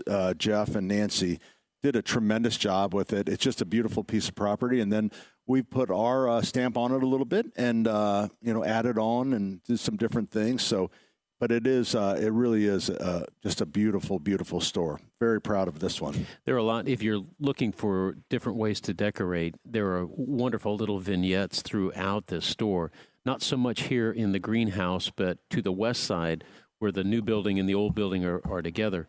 Just like 3 or 4 different vignettes, and you'll enjoy seeing it, and you'll think, "Oh, I wish I'd have thought of that." Even though we have there's one of the artificial trees, and underneath it we're selling the little plastic where you get ornaments. What do they call them? The bunches of Allison, ornaments. the bunches. I kind of forget. It doesn't matter. See, but the way they've got them in fiber pots underneath the tree, And it's so beautiful looking. I'm thinking, wow, that'd be kind of cool just under your own tree, having some ornament balls. And you don't have to put baskets. them on the tree and take them off. You leave them in the basket. Well, not that then. Yeah. You would do Yeah, both. what are those called? I'm going to go look at the tag. Talk amongst yourselves. Talk amongst yourselves. The thing is, I've reached that point where the names of stuff just you were slide talking right about out. you were talking about putting the tinsel on. Tinsel used to be made out of tin and lead together. Oh, nice! And you could compress it with your fingers in the 50s, and it'd make a little BB. And the boys would, when they'd see one, they'd take it off and compress it, and then wait to throw it at one of their buddies. But it was tin and lead. Yeah, do you remember putting on tinsel? It was always like your mother wanted you to take one piece of tinsel at a time and lay it over. Right. And then, the 5-year-old boy was grabbing hunks of it and just throwing it. Or throwing it up in the air and hope it would land the right way. They're called stem balls. Stem balls, yep. I was going to say stem balls. No, that you just weren't. flows right off. Which kind of makes sense. Yep. It's a little stem. So it's a combination. Metal balls. So that's a combination. I think there's 12 balls on that. And then you would work that into a wreath or into a garland. Or we just put them in a bucket at the bottom of the tree. It looks good. Put them in a bucket at the bottom of the tree. But and then what we've been watching here, we're in the greenhouse at Allisonville, and our event center is just to the north of us here. Mm-hmm. And we've been watching the ladies come by. There was a porch pot class. Prosecco and porch pots. Oh, so the ladies got some Prosecco, and then they made their own holiday porch pots. And I believe there's a couple more classes they're going to have throughout the holiday season on their website. The one lady went by and she said, the more I drank, the better it looked. That's there she great. All right. So, Allison, I would like you to explain the Allisonville Winter Wonderland at Allisonville, because I did such a poor job of it. Yeah, it was no, lousy. you did great. No, he didn't. Don't tell him he did good when he did bad. But yeah, so Allisonville, it's their first annual Winter Wonderland experience. So they have, they call it Candy Cane Lane. It's a walking path experience. So if you've ever ridden the train or been here for Pumpkin Town, there's different holiday vignettes with different themes. Well, this year they have a free walking path where you can go and see some of these vignettes and walk through it. The hours are Thursday and Friday, Saturday and Sunday. Specific hours are online. And then on Saturdays, they have Saturday Santa. So you can buy a ticket to go see Santa at the end of Candy Cane Lane and, give him your wish list. All right, now it has nothing to do with the Sullivan Express at Keystone. Correct. There is no trains here at Allisonville. But it's a little more relaxed and This chill. is just more relaxed. Like a sip and stroll. You have to buy a ticket for there's Santa, but the walkway is free. The walkway's free, and there's tons of great photo opportunities. And well, tell us what you saw. Give us one example of a vignette that you really liked. Oh, they have a good candy candy I thought they were all land beautiful. experience. Maybe Yeah, and they mix in some animation. There's most of the events. Vignettes have animation to them. It starts on the 29th, so next 29th. Saturday. So a lot of it is still under construction. Yes. So you might think, how are they going to do that? That's what everybody always says. It's like, these things, trust me, when you get the deadline coming, they come together. They come together. Yep. But they also have a whole bunch of different events going on throughout the month. So make sure you check their website at AllisonvilleGarden.com. I think it's AllisonvilleNursery.com, isn't it? We have both. Oh, nice. Allisonville Garden and AllisonvilleNursery.com. But yeah, there'll be reindeer visits that are free of charge for a couple special days. You can find the dates on that. On Thursdays, they're going to have a craft night where you can buy like we were talking about, the porch pot class. They have a wreath making class. We're going to have a gingerbread making class on the 18th. So all of the Don't details. Don't forget the reindeer. Yes, and the reindeer. Is this date right, do you think, on the reindeer? The dates are right, yep. 11/29 and 12/18. So next Saturday, the reindeer will be here. There you go. So you can come check it out, and the whole schedule, and like I said, everything, Allisonville. There you go. JMV joins us on the program. See, hopefully, there you go. Hey, John. Congratulations, Pat Sullivan. Isn't that great? Thank you. That is so awesome. It is so awesome. I'm always proud. You guys, all of you guys, it is so proud to be on this show. But to see I'm that waiting for the butt. No. There's no but. There's zero but. No, I could not be more honored to be on with you guys every day. And Pat, congratulations on your award. Seriously, I know I kind of get off sometimes and jack around a little bit, but there's no jacking around right here, man. You guys are special. And Pat, you're right there, buddy. Congratulations. Yes. So we're talking about Father Glenn Award. Yes, I was emceeing the Seeds of Hope, and I was the MC, and I'm like irritated because my cousin is like, I am so far behind. I'm trying to keep this thing on, and the second award, and they gave it to me. So that was very, very touching. And I'm so dumb because my entire family was there, and I just assumed they were there to support the Seeds of Hope, which they were. But I think that so it was very nice. But and I for the appreciate record, you are kind of dumb. I am dumb. No, not. I am dumb. Hey, John, now listen to this. So last year at this same event, we had Ed Carpenter. Because Father Glenn was a big race fan, so a lot of times there's a little racing theme to it. So he was a minister within wasn't he? Yes, he was. And also on a team. He was a chaplain. Yep, he was. So he was with the Indy racing. Yeah, and he would hear their confessions, and if there was any kind of like stuff that secrets, he would pass it along to his team. All right. So last year we have Ed Carpenter, and I interviewed him, and I thought I asked some interesting questions like, what if you need to urinate? Then which driver, and I guess Connor Daly is the one that is known as the biggest urinator. Yes, he talked about it. Yeah. So he is the one. So I did such a great job that this year we had Alexander Rossi on, and they brought in Dave First to interview him. What do you think about that? What do you think? That's not a vote of confidence. So you're saying you didn't get picked to talk to him? No. You had to bring somebody else. No, because I was going to ask him how much he pees in the car. Man, the urination question is a great one. I don't know why anybody would find fault with that. Seriously, what do you do? I mean, if you're like me, I don't know about anybody else. I'm 55, going to be 56 years old, and I have the sensation that I need to urinate as I'm actually urinating. That's how quick the turnaround is now for me. There used to be a rumor that the developers at Procter & Gamble worked on the first adult diapers for the astronauts. That was a rumor. We never knew if it was true or not, but you got to go. You got to go. When they light that torch and you're blasting off into space, you better have something going on. Yeah, there you go. Well, you think I live in the country, Denny? I mean, hey. I know. You like to pee on your own bushes. I do, and I've stopped that for a while, but sometimes now I just can't. I'm kind of working in that category of where it comes by so often that I just take the opportunity to do it.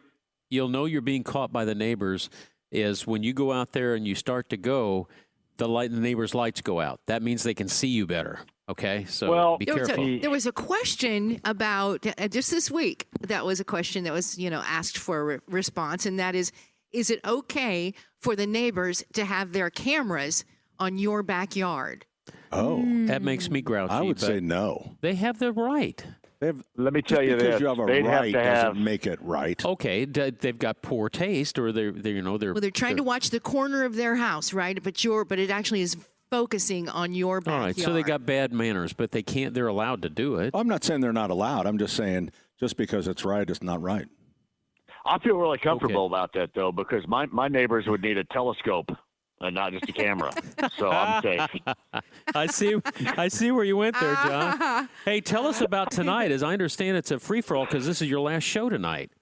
It is. We go to Christmas music hiatus after tonight, so we'll throw it all out as we normally do, and we'll restart season 6 coming up on New Year's Eve. So I got about a month off after tonight. So a breather is necessary. I can't lie. This is not. I love it. I absolutely love it. There's no job in this job, and that's exactly what I was looking for when I decided to do all this. But I am a little bit tired. There's no doubt. This time of year, I do start to get tired because that's 7 days a week from Labor Day, kind of on. So I'm a little bit tired and looking forward to the Christmas music hiatus. But tonight, and then to start season number 6, the fact that now this has become essential programming is very gratifying because it just got created from a sense of boredom and COVID and nobody being able to go anywhere. And that's where great ideas in radio. And listen, this is why we love radio too, because people talk about organic and spontaneity and ideas and being original, and this is an old school idea that is in terms now original again because nobody does it anymore. So I'm glad I do it. Yeah. I'm just a little worn out, no doubt. With voice tracking and such, you just don't get, there's nobody that's doing a live radio, live request radio on a Saturday night. It's just not there. So it's a pretty cool thing. And Fulton already filled us in on tonight is going to be Anything Goes. Yes, he did. Is that right? How we do with Singing in the Rain, by the way? Dude, I'm telling you what, that production was really, really enjoyable. That's great. Fulton killed his line, and then he came out a couple times, but one other time when Don Lockwood was out doing the song Singing in the Rain, and his part was to come out as a cop and throw him out. And he did that very, very good. So good for Fulton. It's and it's really cool that community. I'm calling it community theater. I assume that's what it is. Yeah. So it's the White River Christian Church in Nobles. Yeah, and they call it the Attic Theater, and it is. They've got so at 2:00 today they have a matinee, and this is the last day of it. 2:00 matinee and a 7:00 tonight. Well worth it. It's a lot of fun, and it was really cool to see Fulton at his best. It's great to see him get so excited about stuff too, Pat. I mean, you can see just brewing over enjoyment that he has in a production like that. I mean, you see that anyway when you see him out because that's just what he projects, and that's awesome. But when he's in a production like that, it's even more so. Just raw enthusiasm. All right, so for tonight, it's everything from Fleetwood Mac to Ray Stevens. You can say anything? Yeah, go ahead. Cool. Yeah, well, I do that. I do that normally anyway, but I think it's even more magnified tonight, considering it's going to be the last one for a while. So at least for a month. And that month will go so quick. It'll be just like that. It'll be over. But when does B105 switch over to Christmas, or have they already? Right after Thanksgiving. Right after. Is it Monday? I thought it was Monday. Is it not Monday, guys? This Monday? Maybe not. Monday after Thanksgiving? We'll find out. It's this Monday. It is Monday. John, you're right. It's this Monday. John, you know what? The first program director I ever had, if you don't always said, if you don't know the answer, don't bring it up. Yeah. And every week we ponder things we have no idea what the answer is. What's even more shocking about the show in general is the fact that there's somebody that's a program director that says, okay, we got this afternoon clown that does sports, and he wants to play whatever he wants and then takes calls for 6 hours on our highly ranked radio station. And the fact that anybody in this era lets that happen is incredible. I think that's maybe the most I get out of this is, wow, they actually let that happen in an era in which nobody lets that happen. Don't you dare sell yourself short. You've got talent on both ends, buddy. And I'm not talking about your feet and your head. You can do ball. You do this. It's funny you said feet and head. I was thinking head and rear. That's what I thought too. Well, I was trying to clean it up because you yelled at me about that. But anyway, John, guys, you've got that photographic memory going. Let me tell you this, though, is how much of it in this world into doing something really special is about, how much you show up and have enthusiasm when you show up. How much, if you're going from 1 to 100% of how much it takes to make something happen like that, I think those are just being there and then being enthusiastic when you're there. Absolutely. That's almost all the way, I think, to present something that is thoroughly enjoyable. I think sometimes that gets lost. I agree. And hopefully, that's what I hope for everyone is that they enjoy their work. Because it shouldn't be. I mean, I don't feel like I ever go to work. I go to play. Me either. So there you go. All right, John, what do you think about the Colts? I looked at that Colts schedule, and boy, oh boy, that is a tough schedule. Yeah, and now it looks even tougher the way Houston played defense on Thursday night, and you got both Houston. Did they ever? Yeah, Jacksonville kind of in the rear view a little bit closer, and then you have a desperate Kansas City team tomorrow. I think this is going to be really tough for the Colts. Do I think they compete? Yes. Do I think they can win it? Yes. But rarely have we seen a situation like this with Kansas City and Patrick Mahomes. I mean, their backs are firmly against the wall. This is an absolute must-win. And it's hard for me to believe that Patrick Mahomes is going to fail in a situation like this. I don't think that is a description on who the Colts actually are, like the rest of the NFL universe will suggest if they lose. But I think that this Kansas City team is going to have even more inspiration because you go under 500 now, especially in that division they're in, you may be done. You might be done. So this is a must-win for them. It's going to be very tough for the Colts, but they have Jonathan Taylor, who's the MVP, and guys, for the first time this season, we are going to see this secondary that has, I think, the opportunity to be the best secondary in the NFL because Charvarius Ward is going to be back. He's going to have Sauce Gardner with him, Kenny Moore, Nick Cross, and Cam Bonham. Watch for that. For the first time, we're going to see, I think, the best secondary, at least potentially, we've ever seen with the Indianapolis Colts. And that's a big deal coming up tomorrow afternoon. Daniel Jones ready to go? Yeah, they said he's good to go. It was some kind of calf situation, calf injury, which I think are commonplace nowadays, but can lead to, as we saw with Tyrese Halliburton, much worse things. But, yeah, he has been deemed as good to go, and we shall see what takes place. I think if you hang in and you can rely on Jonathan Taylor, two things. Offensively, Jonathan Taylor and the Chiefs have not been good against tight ends. Tyler Warren, the rookie, I think has an opportunity to really exploit that against the Chiefs, and the Colts are able to do that. You can maintain and win, but you may ultimately get way too much of a motivated because you have to be at this point Patrick Mahomes coming up tomorrow. We'll see. There you go. JMV, you can hear him tonight on B105.7. It's the JMV Takeover, the final one before the holiday break. We're coming right back with more. Hey, Pat Sullivan here for Sullivan Hardware and Garden in Allisonville, Home and Garden by Sullivan in Fishers. The holiday season is here, and I would say we're the place to go for an artificial tree.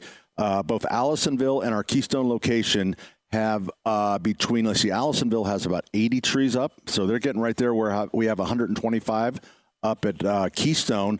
And I'm telling you what, I think we have the very best tree. It's our own brand. It's called Sullivan Christmas. So, and we repair them. So we're not bouncing around to find the best price. We find the best tree.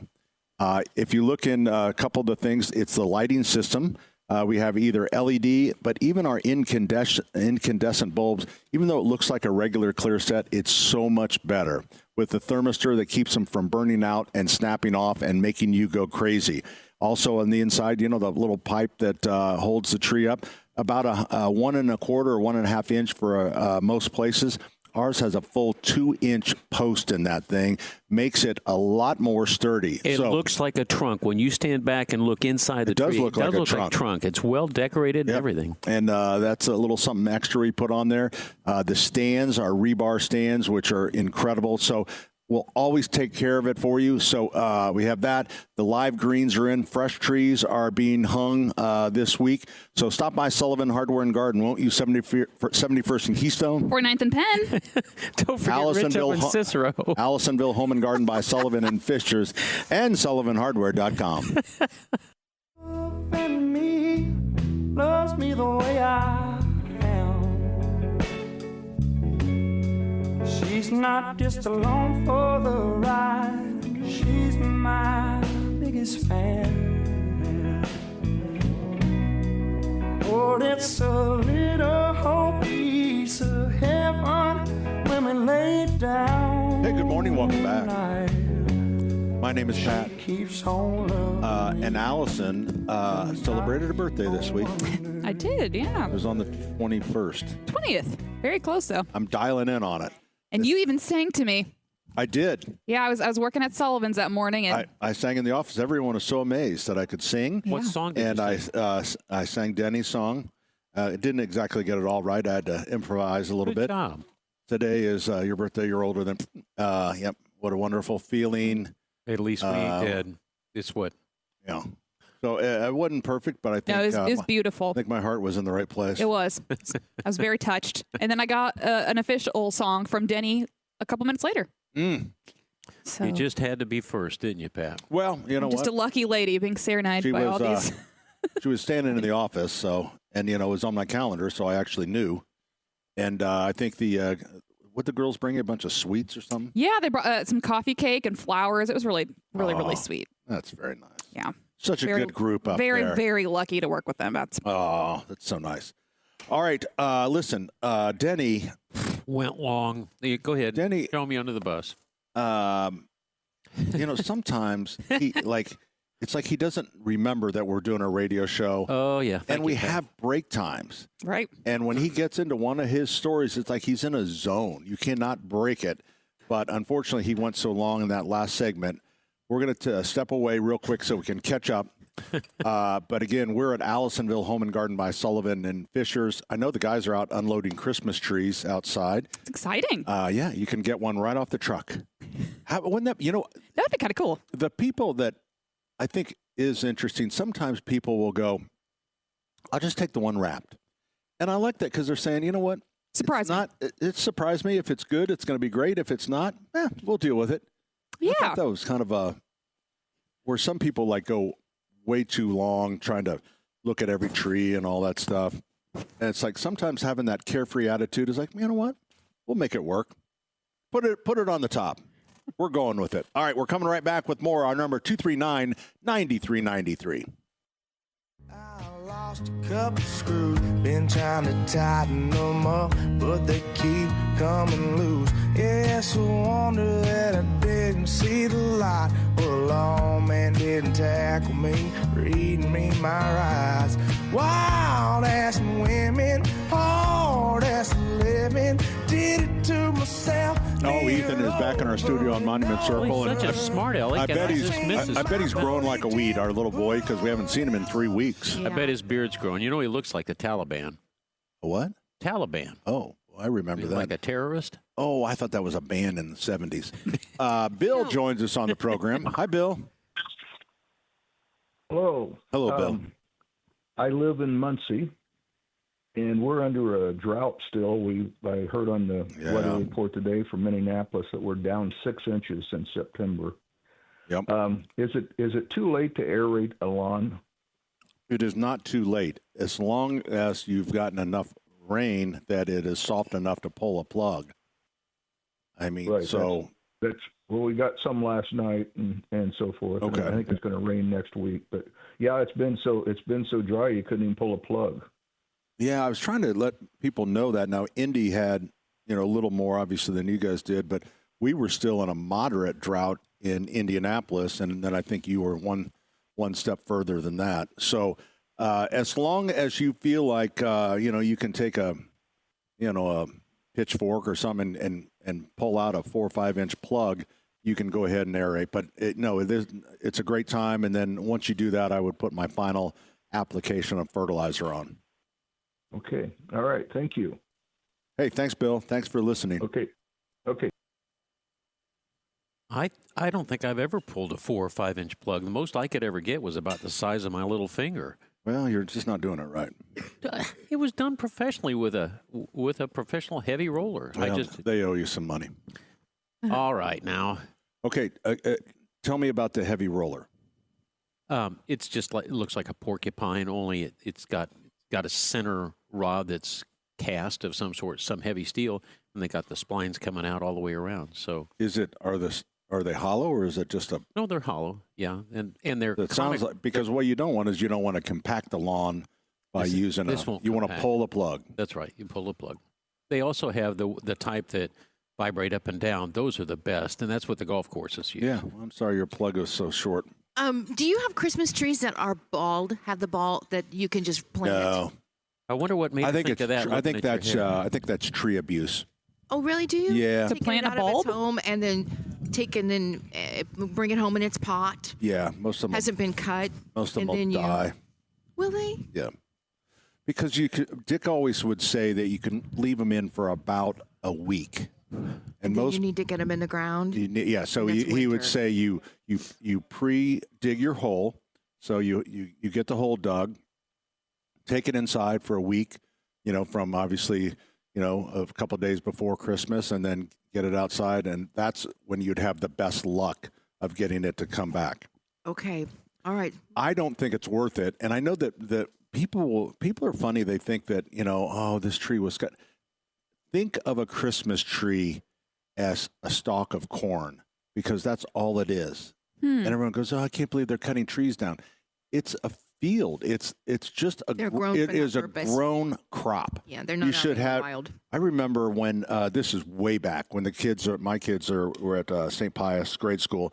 they sent a note home that said that recommending that everyone buy an artificial tree because, you shouldn't be cutting trees down. And it's like, are you kidding me? What about the Christmas tree farms and families who depend on that? Yeah, but it's a farm. That is that's what I'm saying. farm. It's not out in the wild. It is not out. No. Number one It's is like a puppy mill. you wouldn't want a tree out in the wild because on farms they shear the trees. The trees get sheared in that nice shape. So like in Europe they do a little more unsheared trees, and so occasionally we'll get an artificial tree that mimics a European tree that's called an unsheared. So it's these wild branches, that kind of stick out. Not real popular. They're a little better for hanging ornaments because it has a big index on it. So a lot better or a lot bigger shape. But they don't. You're not out in the wild. But there are places here in Indiana where you are allowed to go and cut your own tree that is kind of out in the wild. And absolutely. Places are marked and you can go get them. And but again, they're grown for that purpose. No. Those are the ones in the wild. The ones in the wild. There are spots here in our state where you can go and pick a tree and cut it. Because it helps, I believe that it helps with fire. It thins the herd, helps with fire protection and all that stuff. Yeah. So you can do that. There's websites you can go to. DNR, I think, has a listing of where you can go if you want to go cut one out, like in the olden days. Terry, I never said this to you, but you've got a lot of issues with. Are you in therapy? Yes. I mean, we what do you want to talk? What do you want to say about that? Well, you've got a puppy, and somebody made the puppy. You've got a Christmas tree. Somebody made the Christmas tree. This is just life. No, I know, honey. You need to get in therapy. I don't know whether if we all got along together, it would be. But weird, what I think is interesting about a tree that you cut down is that because it's unsheared, and it'll give you that big old. They were talking about this morning on the news. I think on Fox. They're so wide that if you have a big space and you just shove it into a corner and it's just this massive and somebody really liked that. Unkept they like just shoving it in without being, and some people do, but that's also when you bring home sometimes a chipmunk or an owl, or there are things that are hidden in the trees. Sometimes you're the one going out to cut the tree in the wild. You're not going to get that on a harvest. No. That was one of the stories that they brought one in, and there was a squirrel in it. See, you can get the animals. Isn't that Chevy Chase in Christmas Vacation? Yep. Well, in New York, their big tree that they set up at Rockefeller every year, a couple years ago, they had an owl in it. They did. Oh, really? Yeah. They had an owl. The owl's like, I don't want to be in Times Square. Terry, how do you feel the owl said, I'm from Wisconsin. How do you feel about national Christmas trees, Terry? What about you? Like a feeling?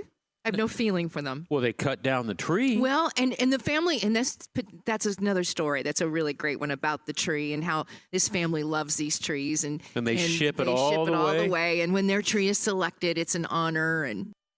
And this last one, I think the husband died before he got to see the tree go to. How do you feel the about one that goes to Rockefeller Center? Those things are they're these really big, overgrown. Well, it is just like. Well, how do you feel about the sacrifices that the Mayans made of the 16-year-old girls? I don't know what you're doing, Tony. What are you saying? You're killing me. What are you saying? Okay. You're really going from one extreme to another, but that's you. All right, you ready for?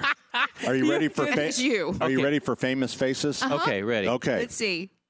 Who's this? Well, let's explain what you're doing. Okay, this is an ornament. Pat has a bucket here, or a pot, and it's filled with different ornaments with different celebrities on it. This is a brand called Cody Foster, and it's like a little bust of famous people. Is it Adam? No, who is that? I'm gonna guess Harry Styles. Oh yeah, it's probably Harry Styles. It is. HI on the and we'll show the YouTube One Direction. So tell our listeners who Harry Styles is. I just said he's from One Direction. He's a pop star. He's like a young Elton John in a way. And he actually has done a couple of those guys from One Direction were just put together by like the America's Got Talent, but but it was the UK. Who's the guy? Simon Cowell. Simon Cowell put that. He just picked them out and made a boy band. Yep, and now they're all solo again, but they're all doing well. But they are doing. At least a couple of them do really well. Harry does very well, and you see what's his name on Niall Horn. Niall, yeah, I like him. Yeah, I like Niall America's too. Got Talent. Harry Styles. All right, here we go. Number 2. Here we go. All right. I'm going to show it to the to the YouTube people. That looks like so Leonard random. Leonard Is it an Nimoy. actor? Is it an actor? Wait a minute. Oh, it is. It is an actor. Let me Is see. it- Is it Leonard Nimoy? Nope. Can I guess? No. Yes, go ahead. Well, you know, you work here. No, I do not. First off, that is You a have terrible these at excuse. There's 71st at Keystone too. You've got this guy's. Yes, we do. Yeah, you got Christopher all of them. Walken. That's Yeah. correct. Yeah. Christopher Walken. All right. His face is so long. This is a great game to play on radio. Well, that's why we're showing the YouTube, and we have to describe it. Watch your elbow, girl. I know, Okay. I'm trying to. So this one I thought was Good call. Jesus Christ, but it was not. Well, he's only got one side of a. Is that his hair that's coming over? Oh, I don't know. Is he a country western singer? No. His hair is. Jared Yeah, I Leto? don't know. It's kind of no. I don't know. So he has who a it is. goatee, Yeah, I mean, picture long brown He hair. kind of looks Is like that Brad Pitt? It is Brad Pitt. No. That's not Brad Pitt. Yep. No, I it's think- not. I In what think it is. movie? Not be Brad Pitt. Hey, Brad Pitt. That's terrible. That's a terrible rendition of. I would be upset if I was Brad Pitt. you should see Yeah. him when he's in the wild. I would not have approved that one. Okay. This one. That's wild. Who's that? What's it say? Oh, store bought is fine. Is Oh that- my gosh! Is that, So who is she a that? chef? is that Linda Ali? She is a chef. Is it Chef, Rachel Ray? I don't know. I don't think it's. Is it Rachel? No, Ray? It doesn't say. look It's like the her. other but one. With a short name. Well, I don't know. She has brown hair. She Someone has a tell pink us. scarf Ida? on. Is it Ida? Someone I don't know. Ida. Or You don't know. It because the tag was cut off. It says store bought. Oh no. Show it to our YouTubers and let Ethan can tell What's us that who it lady's is. name? Ina Garden. Ina Yeah. Garden. Garden. Yeah, Is that the one? I Looks think like that- her. I do. I agree. Store bought is fine. I'll Google it. All right, last one. This one should be pretty easy. Denny, It's so Oh my God. He's got. Who is that he's one? got I face- know. face Tats all over his tattoos on face. It's what's his name? Oh, that's real Singer. okay, I'll let you guys First name guess begins- first. It's begins with starts a with P. P. what's his name? Begins with a P. His first name. good. Peter. His last name begins with an M. PM. Is it the Prime Minister? Oh, Post Prime Malone. Minister Post Malone. There you go. With the tattoos all on his over his face. face. That is famous faces. So did Post Malone marry one of the Kardashians? No. Okay. Well, that came to a screeching halt. All right, so we have these famous faces at Allisonville, but I think it'd be fun. There's tons of them. You picked They some. are. We had Do you fun with have them. any Cher, I normal had ones? Those Cher are last week. creepy You did. looking. I know we were kind Those are of. so cool. Whatever happened to Betty I had a White? couple or- beers when or we were Queen buying Mom? that in this booth, and we start buying them. And they just scan them. Boop, boop, boop, boop. You give them a number. Boop, boop, boop. It was $21,000. Oh my gosh. I will say the Cousin Eddie one is really popular. That's the one you had, Denny. Yep, Did Cousin you have Eddie. Cousin That Eddie? one. I like that one. I had Cher. There's super fun. Yeah, there's ones from movie Kevin Uh-huh. with his hands on his face from Home Alone. The kid from the Christmas Story. Is that the one you said? That's He- Kevin. in the bunny suit. Oh yeah, that's from Christmas Story. Yep. Have that one. So all kinds. All right. 239-9393. We are coming right back. We are at Allisonville Home and Garden by Sullivan in Fishers. It is a Christmas wonderland here. Hopefully you'll get a chance to come out. And you know what? The thing out here at Fishers that people haven't caught on to as much as Keystone, I don't know if this says the difference about, 8 miles away, is not as many people. You can come out, you can grab a beer or a glass of wine. I don't think people realize you can go shopping. Oh, Just yeah. kind of hang out. It's like an indoors Dora. That's right. You can walk around You can inside actually walk the whole property. with your cup. Yeah, with your cup, and it's way better. It's like you get together with your spouse and talk over things. It's way better than it's way better to say, "Oh yeah, we were at Allisonville," rather than saying, "Yeah, we were sitting at a bar." Right? Yeah. You know what I'm saying? All right, we're coming right back. 93 WIBC.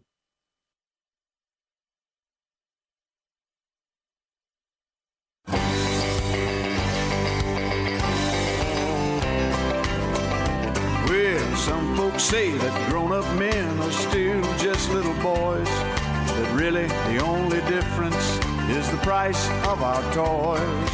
We go for macho symbols like guns and running shoes, pickup trucks, hunting ducks, and power tools, power tools, power tools, That was a good birthday cake. Yes, thank you, Terry. Thank you, guys. That was very nice. Welcome, sweetie. Hey, good afternoon, everyone. Welcome. Hour number 4 of Saturday's Home and Garden program, brought to you in part by the Michaelis Corporation. Water, storms, fire, and wet basements. Life happens. Michaelis happens to help you through it. Okay, you screwed that up, Terry. You sound are like I was watching your mouth. Do it again. You are banned. Start from it that. again. You're Do it not. again. You're I'm gonna no, do it again. You're no Can't stop me. AI. Here we go. Okay. Water, storms, fire, and wet basements. Life happens. Look up. You have to look at him. You're a cheap AI. You have to look at him. Now, okay. Now let me do this with Allison. Yeah. Allison, don't look at him. The Michaelis Corporation. Water, storm, fire, and wet basements. Life happens. Oh, you're being like Terry now. He told me not to look at you. It's harder. It's more of a game. Could you look at me and please do this correctly? Yeah. Yes. Anybody can. The Michaelis Corporation. Water, storms, wet basements. Now I'm getting it wrong. Oh, no. Life happens. Michaelis happens to help you through it. All right, Ethan, I can't wait to get back to the studio. Listen, I nailed it. No. I don't know what you're talking about. Terry threw us off. No. That was terrible, both of you. And when Ethan and I do that, we look into each other's soul. Yeah, I got That it. is true. It's a connection. Okay. We'll be back there next Wait a week. minute. What color eyes do you have? Green. Green. Allison, Unless I'm drinking. blue. Unless you're drinking, and then you're a half quart low. Yeah. All right, so next week, so that would be, Friday is the lighting of the Monument Circle. And then everybody runs to get their Christmas trees. And That's thank right. you for They get their live trees. You and want to help so- them with that? Live trees? Yeah, want to give them some live Tips. live Sullivan tree tips Harper and trips? donates all the trees to the Circle. We do. We provide the and see what I was making sure, because what we do, because my affiliation with WIBC, we supply the trees for the lighting for the stage, The Circle of Lights. Circle of Lights, and then when it's over, they have my key card and they shove them in the lobby at Emmis, and then come back because you can't get a truck in there. They have to carry everything out.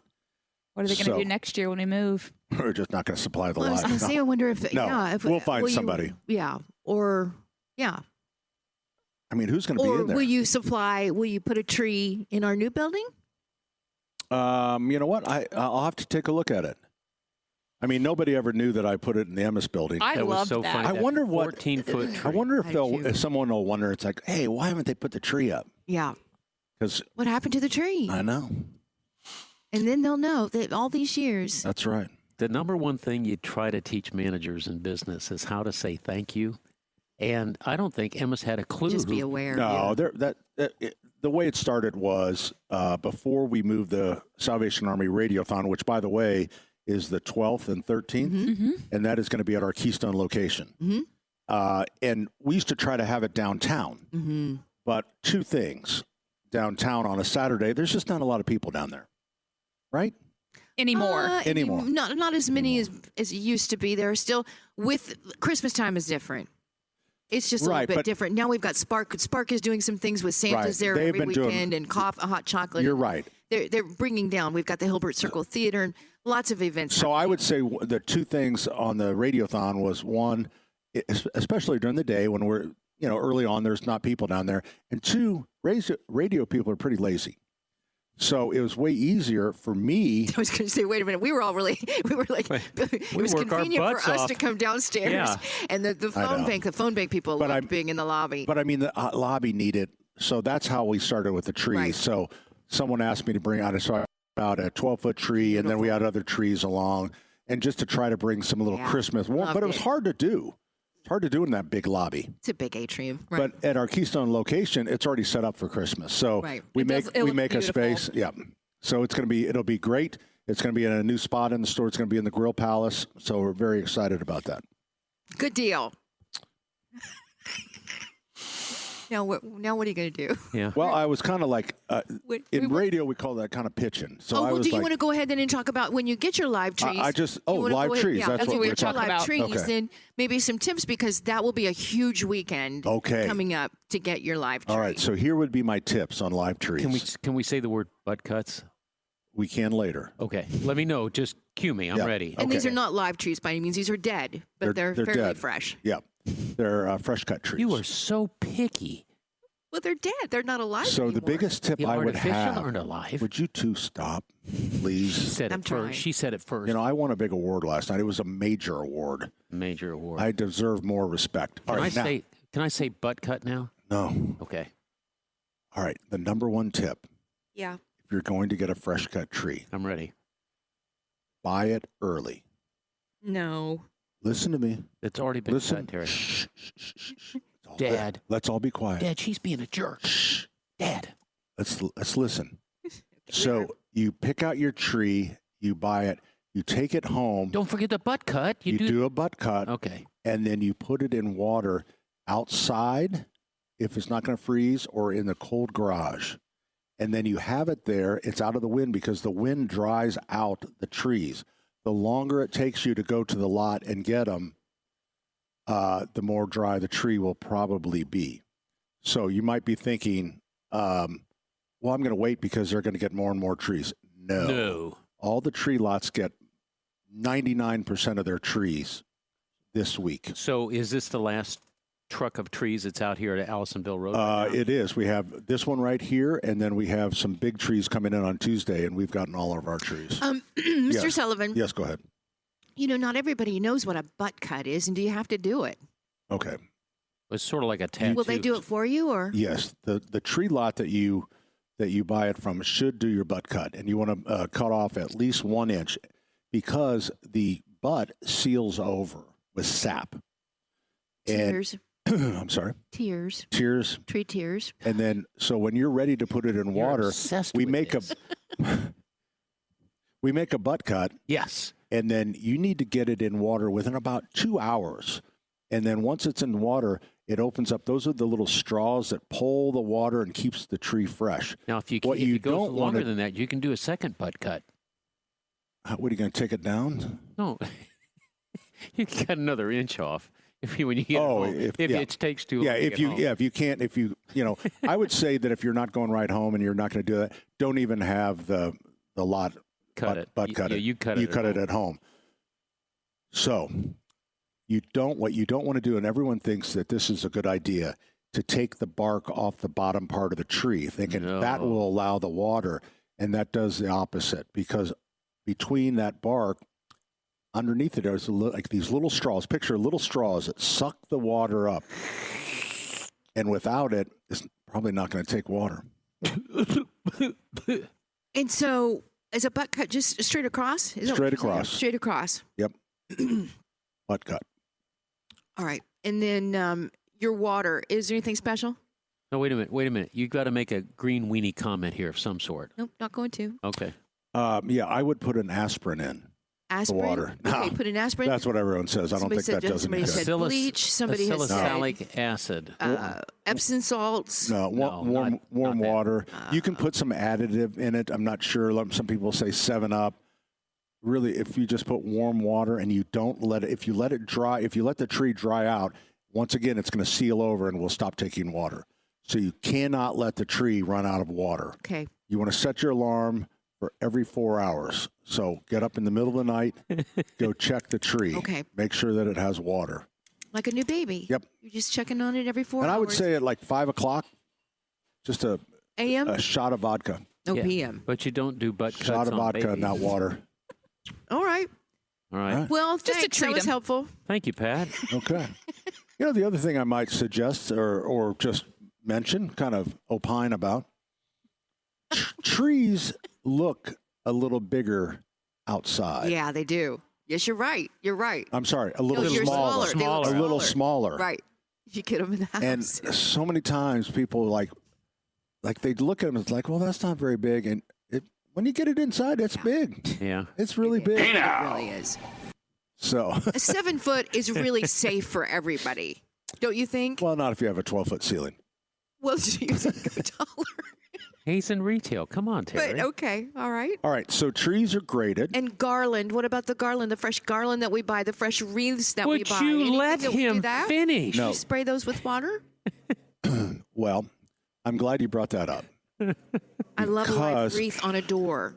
Inside or outside? Outside. Outside. The only place for fresh greens is outside because they just don't. I mean, I've tried to take use one one year we just had these beautiful garlands left over.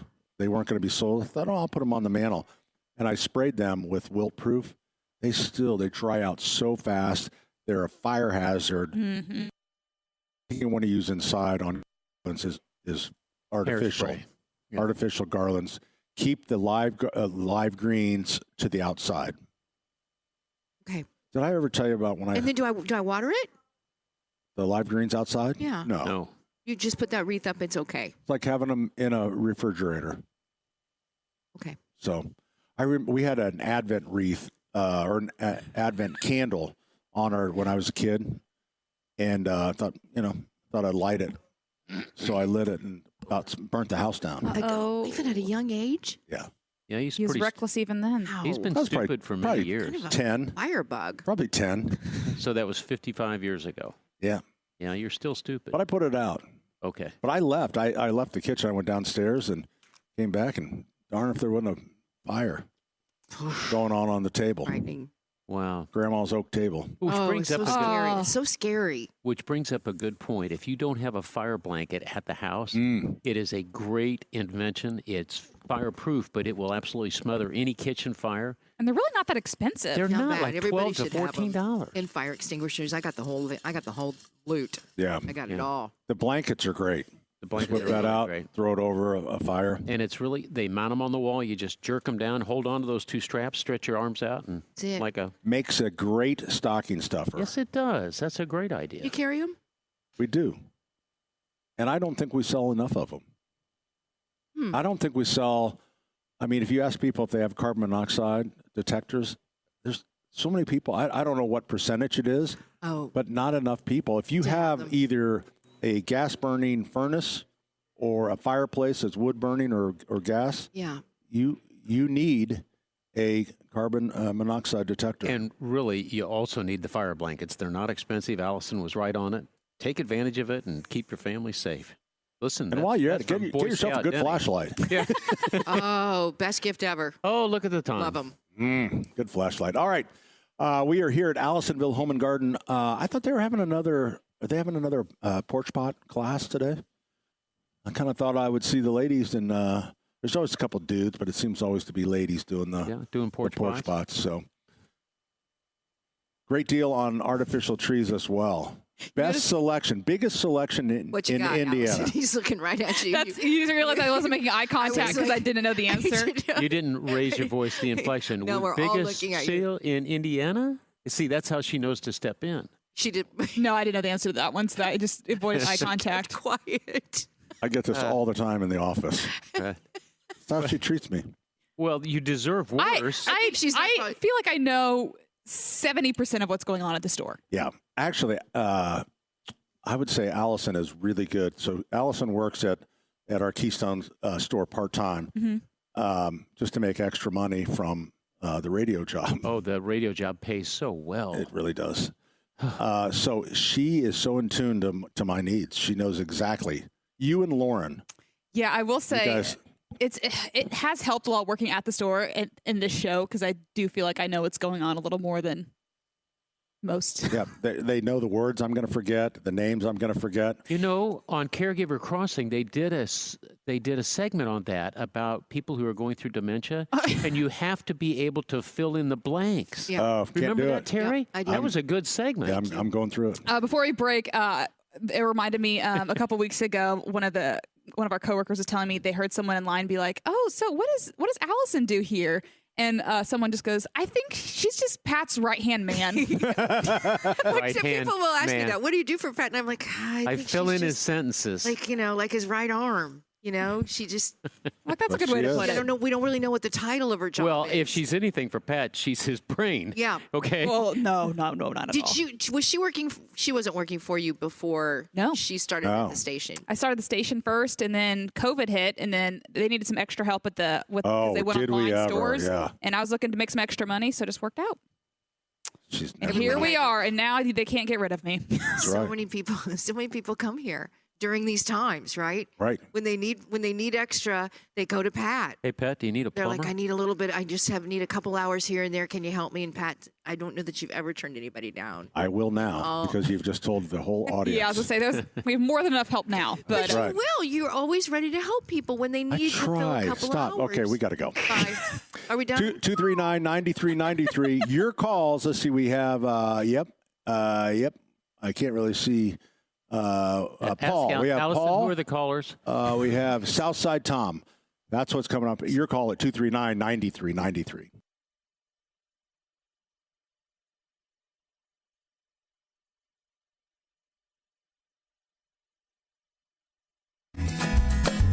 What's impossible, they forgot. This world keeps spinning, and with each new day, I can feel a change in everything. And as the surface breaks, reflections fade. But in some ways, they remain the welcome same. back. You know what, guys? What? We're joined by Southside Tom. Oh, Southside Tom. And Diane.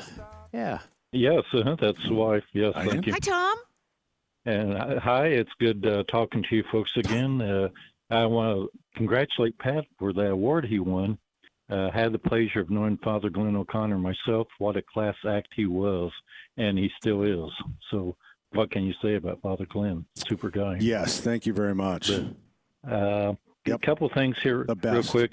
Purdue's not playing today. Indiana's not playing today. But, folks, on the south side of Indianapolis at 2 o'clock, University of Indianapolis is playing Truman in a playoff game. And plenty of tickets available for that. And there's 2-for-1 deal. If you go to the football game this afternoon, there's a basketball game at 6 p.m. tonight over at Nixon Hall. So you get the ticket for a football game, and then you get to go basketball game if you so wish. So good deal. So you're saying they're playing Truman, and then you go to Nixon. Well, Nicholson, but close enough. Play. Yeah.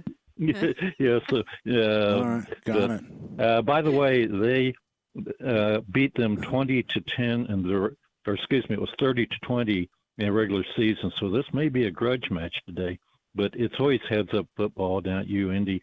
I might add they're going in it with a 9-1 record.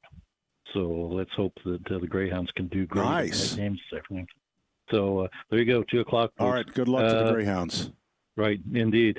Second thing real quick, I'm going to throw this at Denny. Denny, I had a situation with the toilet a few weeks back where it wasn't flushing properly and there was rusty water in it. Now, I managed to solve the problem by putting in some of the toilet cleaner down there, liquid toilet cleaner in the tank, and swishing it around a little bit, and it took care of the problem and cleaned out all those little holes around the rim. Now, the major question I got is it safe to use toilet cleaner in the tank? Probably not. It's pretty alkaline, and what that will do is it will destroy the rubber gaskets in and around like your tank to bowl kit. If you've just done it once and you did it pretty quickly, you may have survived it, but your flapper might be toast by now. Okay, so what about the little canisters you put down in there, Den? Go ahead, Tommy. That's a thought. Oh, okay. Did we lose him? That's a thought to put one of those little things you talk about that makes flesh blue, and it looks so pretty in it until you use it. Yeah. Yeah. Remember the Tiny Bowl Man? Yeah, but those little aren't guy the in the same. boat. They're not as aggressive on the rubber parts. Yeah. Remember That's right. person would lift up the tank and there'd be the guy in there in his boat. Yeah.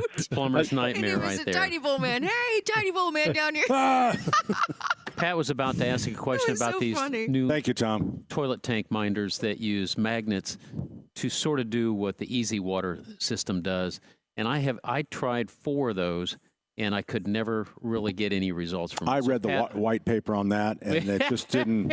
It didn't line up. I did some calculations, and did you give Dr. Cho a call over in Pennsylvania? Yeah. Yeah, there we go. You're making fun of me, but I like it. You know, I at least know. you're listening. Someone has to. Yeah. All right. Are you so- guys ready to talk to Michaela from Michaela? Sure. Hi, Michaela from Michaela. Hey, good morning. No, good afternoon. Good afternoon. Oh, my goodness. Good afternoon to you. How's everyone Now, today? If I had done my homework, I would know We're doing good. We have a little bit of delay that we just picked up, so this might be a little difficult. So I'm gonna ask a question, and then you're just gonna run with it for a little bit, okay? Here we go. Sounds good. So what's going on at the Michaelis Corporation? What isn't going on at the Michaelis Corporation? We are starting the height of our winter weather season, starting to prep for that, helping our customers get their homes ready for the holidays, for the in-laws coming into town, the crazy cousins and those weird uncles that come over. Just helping our customers get their homes looking good, feeling good, and as we approach the new year, start those remodels that everyone's excited about. You know, you kind of mentioned like everyone sat there and go, "Oh yeah, my family." When you kind of mentioned crazy, you know, that's what's great. You know, and Michaelis does all kind of projects, but you know, even doing like a little addition, you can put the crazy uncles out. Like my parents had a nice little screened-in, glass porch, and we always put the crazy people out there. There you go. You know, whether yeah, it was absolutely. kids or whether it's aunts, uncles, something like that. So.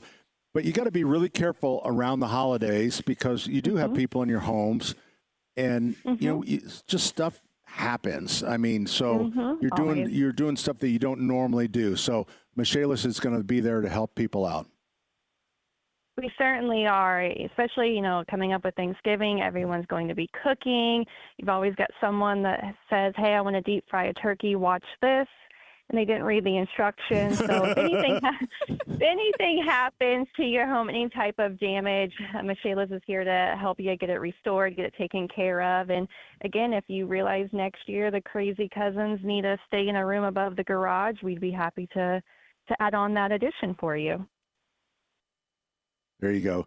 Michaela, thank you very much. I apologize for the delay that we just kind of got that, Denny. I mean, I felt like our last call, half hour. I feel like. And that was bad. It was like, I bet that was 2 or 3 seconds. So the Michaelis Corporation is there for you. We mentioned fire blankets, making sure you have a fire blanket, watch the candles, and just even the cooking and stuff, the ovens, all those things.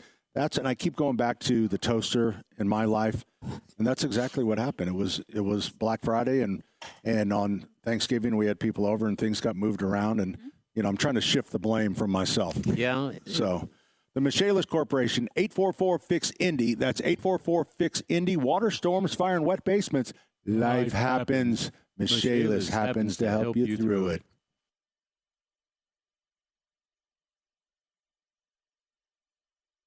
Yesterday, found myself in the city near Piccadilly. Don't really know how I got here. I got some pictures on my phone, new names and numbers that I don't know. Address to places like Abbey Road. Take turns tonight, night turns to whatever we want. We're young enough to say, oh, this has gotta be the good life. This has gotta be the good life. This could really be the good life, good life. I say, oh.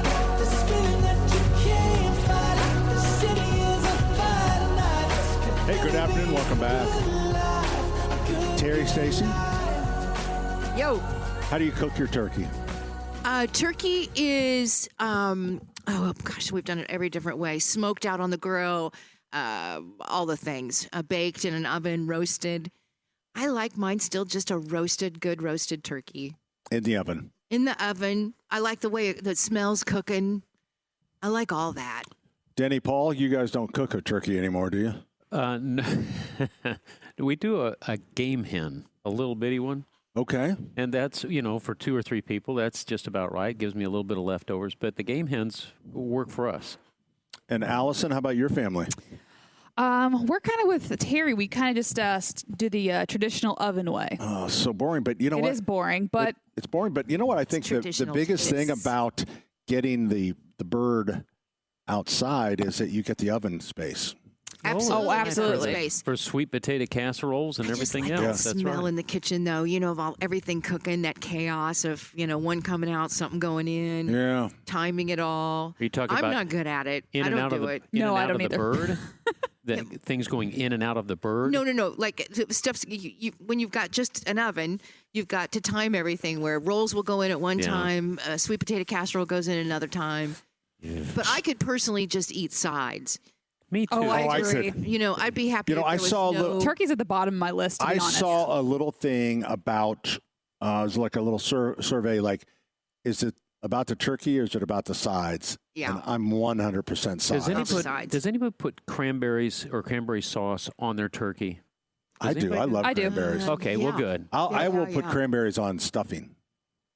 I took jellied, out of the can, canned jelly last week, sliced it, froze it, and then dipped it in melted chocolate. No way. Look at you. And Where it do you? was so where do you? good. You got to do this on Craft They're Corner. they're frozen. They're almost like a little frozen treat. Yeah, like a frozen Frisbee. Yeah, like a little frozen Frisbee. You just slice that up, slice that right out of the can. So I think I mentioned. Freeze it. I think I mentioned this last week. So we had a turkey class at Keystone. So I was doing I put together a trash can turkey.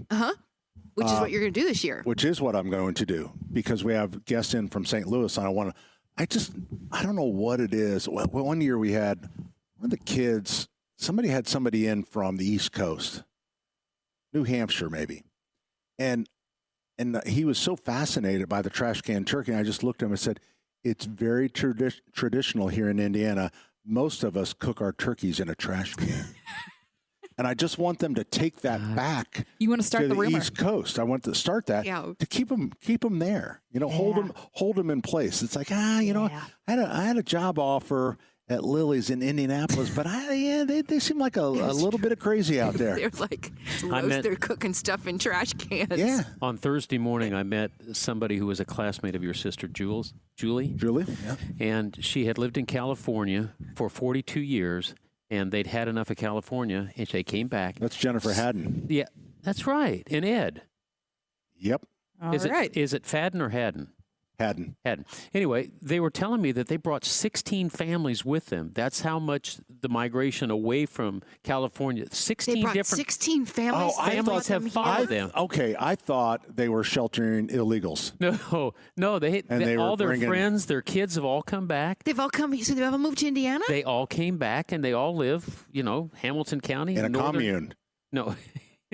You're working with me on this one, aren't you? Anyway, I think it's interesting that they knew about Indiana, but if they didn't know about Indiana and they came from California and heard that we cook our turkeys in trash cans, yeah, that's right. They might go back to California. Mm-hmm. Yeah. So anyway, this class.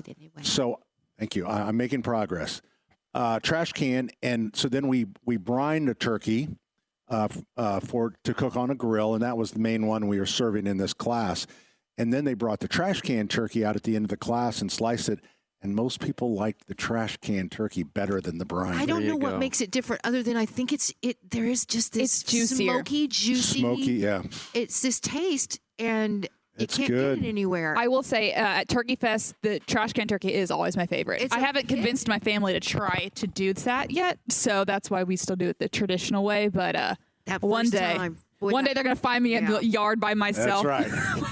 The trash can. It's not always. It's not as easy as you think it is. All right. Oh, no. I don't think. I think it's really easy. I think it's a little more complex than you think. Really? I do. Is this ornament Rachel Ray, maybe? No, that's Ina Gardner. Oh, you already figured it out? Okay. You had to go to the bathroom. I know. I didn't go to the bathroom. Yeah, you did. Went to the bathroom. No. I got a cast iron bladder, buddy. Wow. I'm sorry. I didn't. Sorry, go to my neck's starting to hurt again. No one's making eye contact. You know the whiplash there. The speed round is coming up. Oh, good Lord. Yeah. What time is it? Oh, we're getting close to being done. This show has gone like lightning today. Yeah. It really has.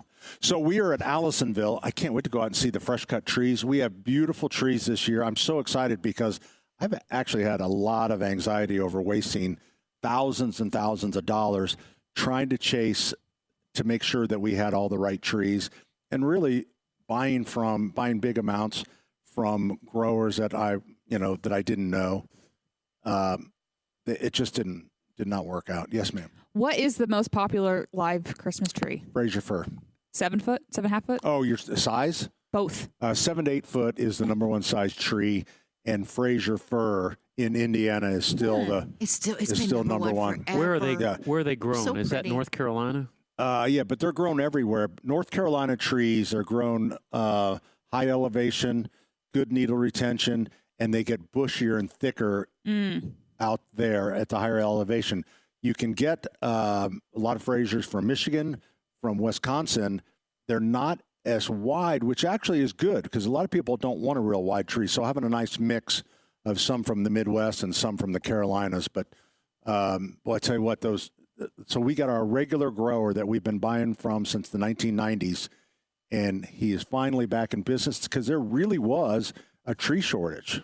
So I was buying one year, I bought from Guido, the Mafia tree broker, and it must have been a tree farm where they were planted too close together. They sent me photos. The tops looked beautiful, but the bottoms were just a mess.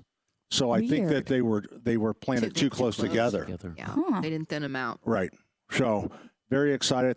Our prices have gone down because, for example, and I will tell you exactly what I pay for like an 8 to 9 foot tree. From our regular supplier, we pay $60. When you throw freight on there, it's about $65, $67. Last year, we paid $93 for that tree, plus the $7 freight. So almost $100 because we were buying it from a Mafia, somebody, a reseller. So now that we're back, our prices were able to come down. Some of the smaller ones stayed the same because our main supplier was able to give us the small trees, right? The 5 to 6, 6 to 7, but they weren't able to do the 7, 8, 8 to 9, 9 to 10, 10 to 12. And what caused the shortage again? There was a hurricane that came in. It was off. I mean, it was drought. It was fire. It was started in 2008 during the Great Recession. They said a lot of trees or a lot of farms kind of. There had been a glut for a long time. We were buying Fraser firs for next to nothing. I mean, way more than it. I mean, we were buying a tree, a 7 to 8 foot tree for like $23. I mean, that's a tree that's like 12 to 14 years old.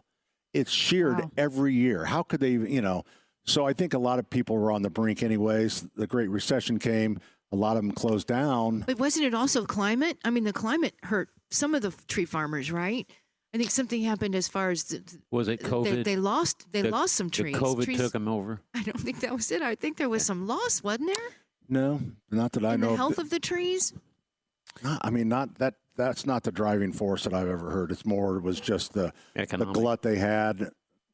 We had overgrown too many trees, and so farms went out, and then so now it's kind of back. So that's good news. And it is good news. And the speed round's coming up on 93 WIBC. Hey, Pat Sullivan here for the Michaelis Corporation. Available to you 24/7, 365 as we move closer and closer to the holidays. That's when things happen. You have you have guests in your home, and sometimes things can go wrong. It did for me when I set the house on fire. But Michaelis was there for me, and they can be there for you 24/7, 365. The number 844-FIX-INDY. That's 844-FIX-INDY. Water, storms, fire, and wet basements. Life happens. Michaelis happens to help you through it.